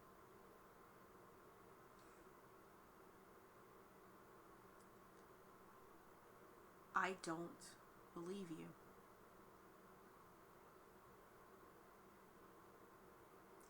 I don't believe that this is black and white.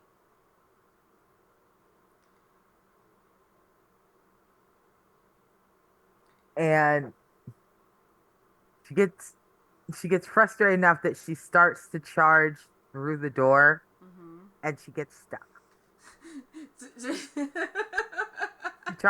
You've seen a mad snapping turtle. You know that initial rush is enough that all of a sudden they find themselves, oh no. And they're just stuck there mad at you like you did it.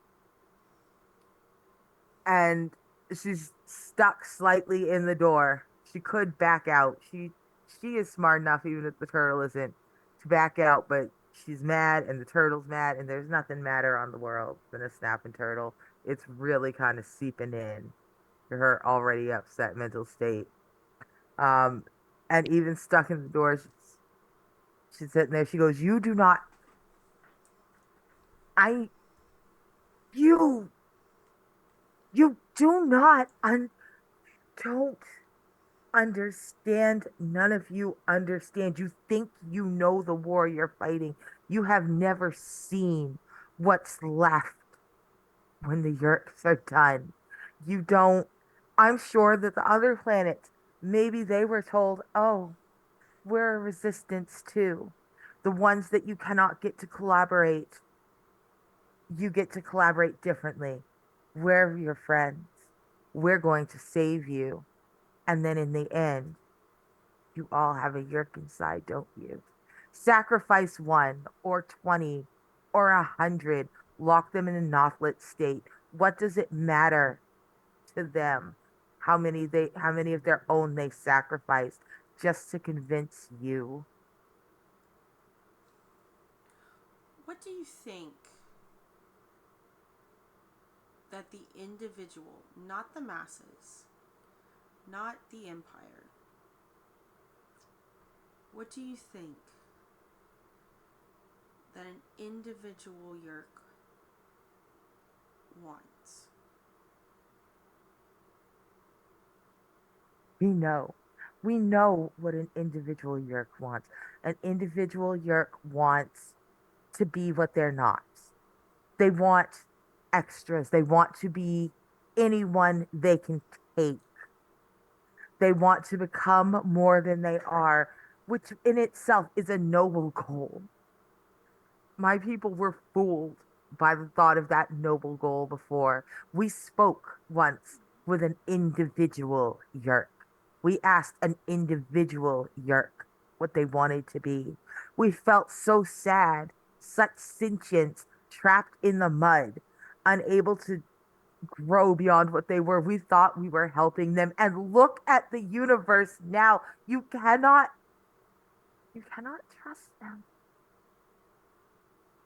You understand?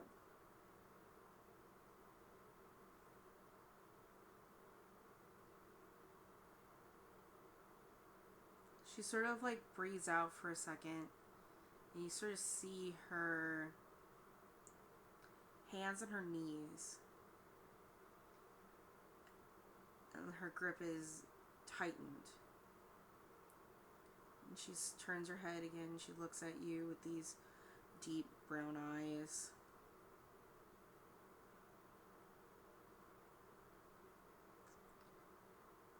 How very privileged of you to say that.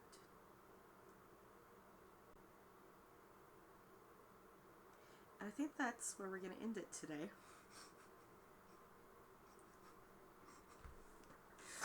That felt very weird to say to you, Arnica, by the way. And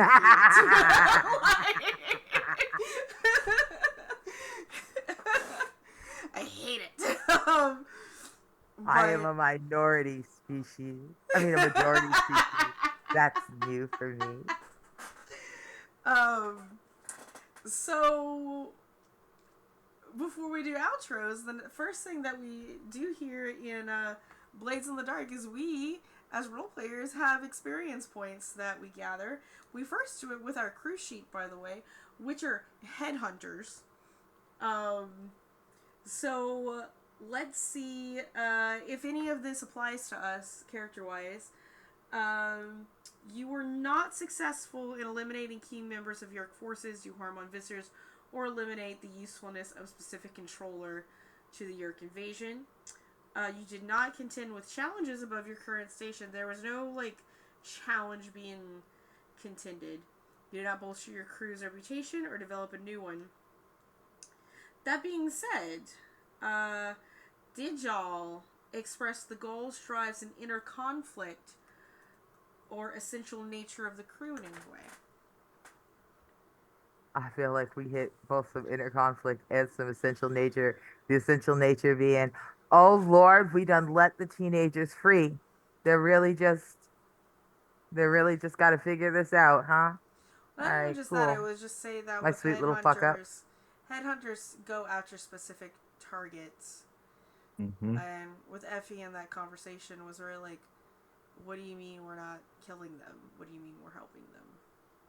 So I would definitely give one, which, oh my god, I think that gives y'all all the way up to the crew XP, which is hilarious. Oh, that's exciting. Leveled up the crew XP on that, with that one, so y'all could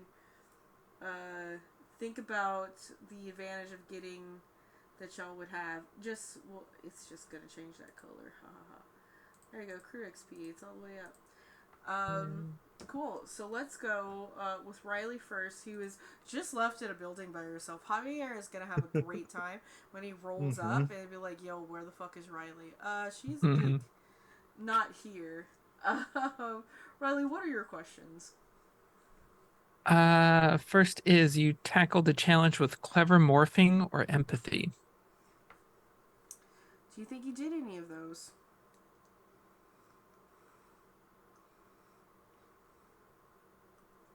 I tried to talk Effie down a little bit, but Riley kind of gave up on that, I think. If they did half XP, that would be a half. You know.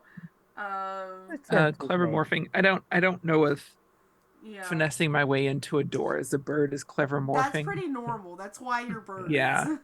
Yeah. I would say that your background in playing Pokemon as a way to would give you an experience points for sure. Okay. She also struggles with the PTSD. She is struggling with some PTSD, so I would give her 1 for that for sure. Such an experience for you. Awesome. Which you could put in your playbook or your abilities. Tony. Yay. Did you tackle a challenge head on with righteous violence or fury this time around? I do not believe so. You did. You did the opposite by choosing the house cat instead of the tiger to wrestle with the dog. Yeah. Unfortunately. Yeah. If you would have picked the tiger, I'd be like, yeah, like, absolutely. So probably not. Did you express your beliefs, drives, heritage, and background? Yeah, I would say that there was, y'all talked football, y'all talked about what was going on. You get 1 for that, for sure. A little bit of background on football, unless you can argue something very specific for some of the others for a second one. Oh, there is a second. The only other one I would see, no, I don't think so. I could. Did you struggle with issues from your virtues or traumas during this session? Closest I got was mentioning it. Mentioning This it session? is not struggling with it. I'm aware.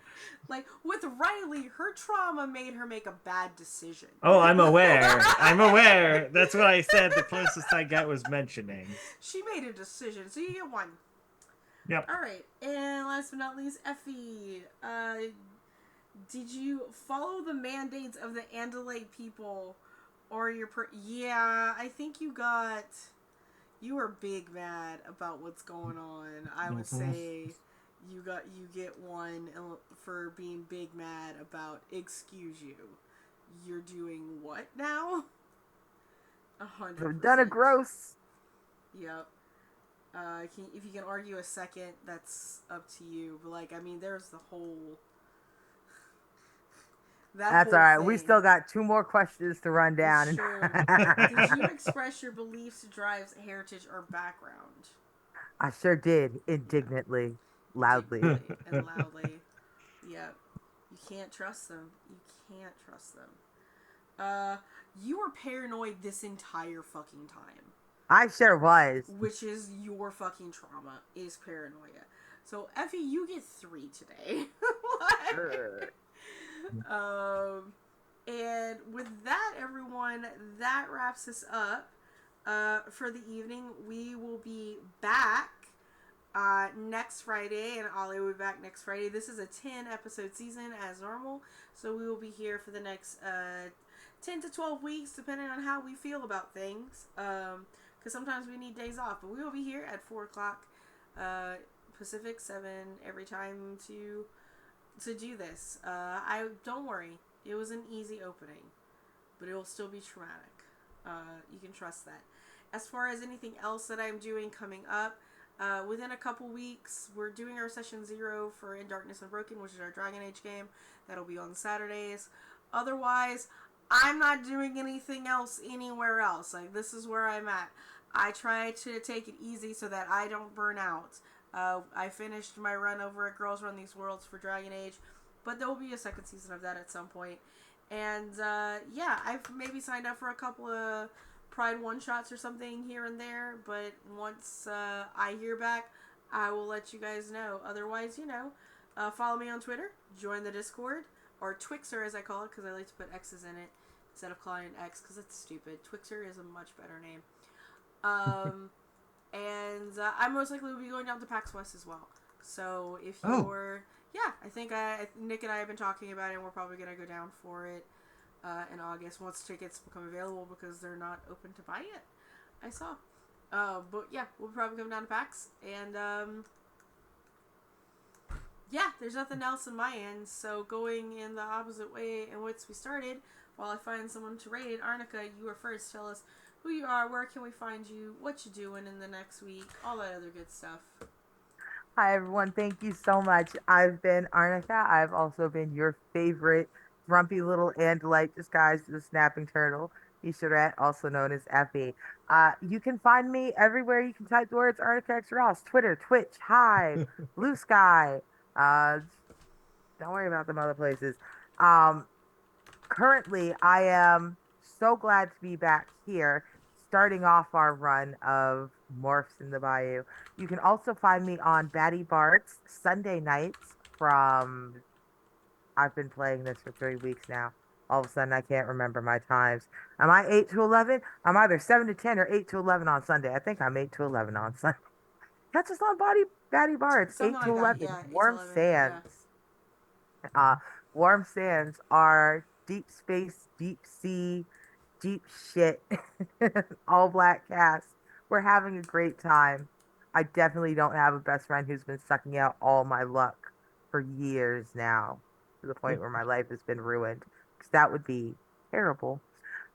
You can also find us coming up Pride and Juneteenth one shots that Girls Run These Worlds are getting ready to start casting soon. I will be running one of the June one shots again this year. Keep an eye out for the next Booker's Way one shot game. We will be playing it with using the new Daggerheart system. Cannot wait to see you there. And then I'll be back around here. Boom. It'll be Friday again, and I will have returned. That's me. I was Nilsson. I played Tony. I'm nowhere really right now. I'm on the Discord, and I'm currently went back to school, so that's taken most of my mental capacity. So I haven't even auditioned for new rules. I Sorry. am no worries.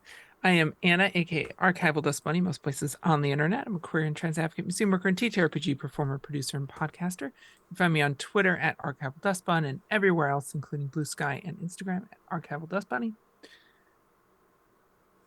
I am, as always, far busier than I probably should be, but I'm not going to go through and list everything off.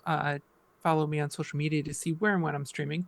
But I do want to mention that U-Force Inheritance returns this Sunday. That is our Masks actual play with an amazing cast of players and characters. I play Emily, aka Serval, the protege, the team leader with far too much responsibility on her shoulders. Things have become a multiverse threat. Things are getting very serious. It's a great time to jump in if you enjoy young superheroes and the trauma, drama, and teen romance that comes along with that. And then, of course, if you like magical girls and queer stories and finding hope again after devastating loss, check out Bloom and Blight, our Girl by Moonlight actual play podcast. We just released episode 15 everywhere you normally get your podcast. For updates and other fun things, follow us on all social media at Bloom and Blight. And for character and cast information, transcripts of the episodes, and a link to our amazing community Discord, check out bloomandblight.com. We'll have some downloadable content on there soon as well. All right, and with that, it looks like we are good to go. We're gonna go raid over on Super Dylan, who's just chatting, but Dylan's a great human, so show them some support and all that good stuff. And we will see you next week, friends. Bye. It is a good time to be alive right now.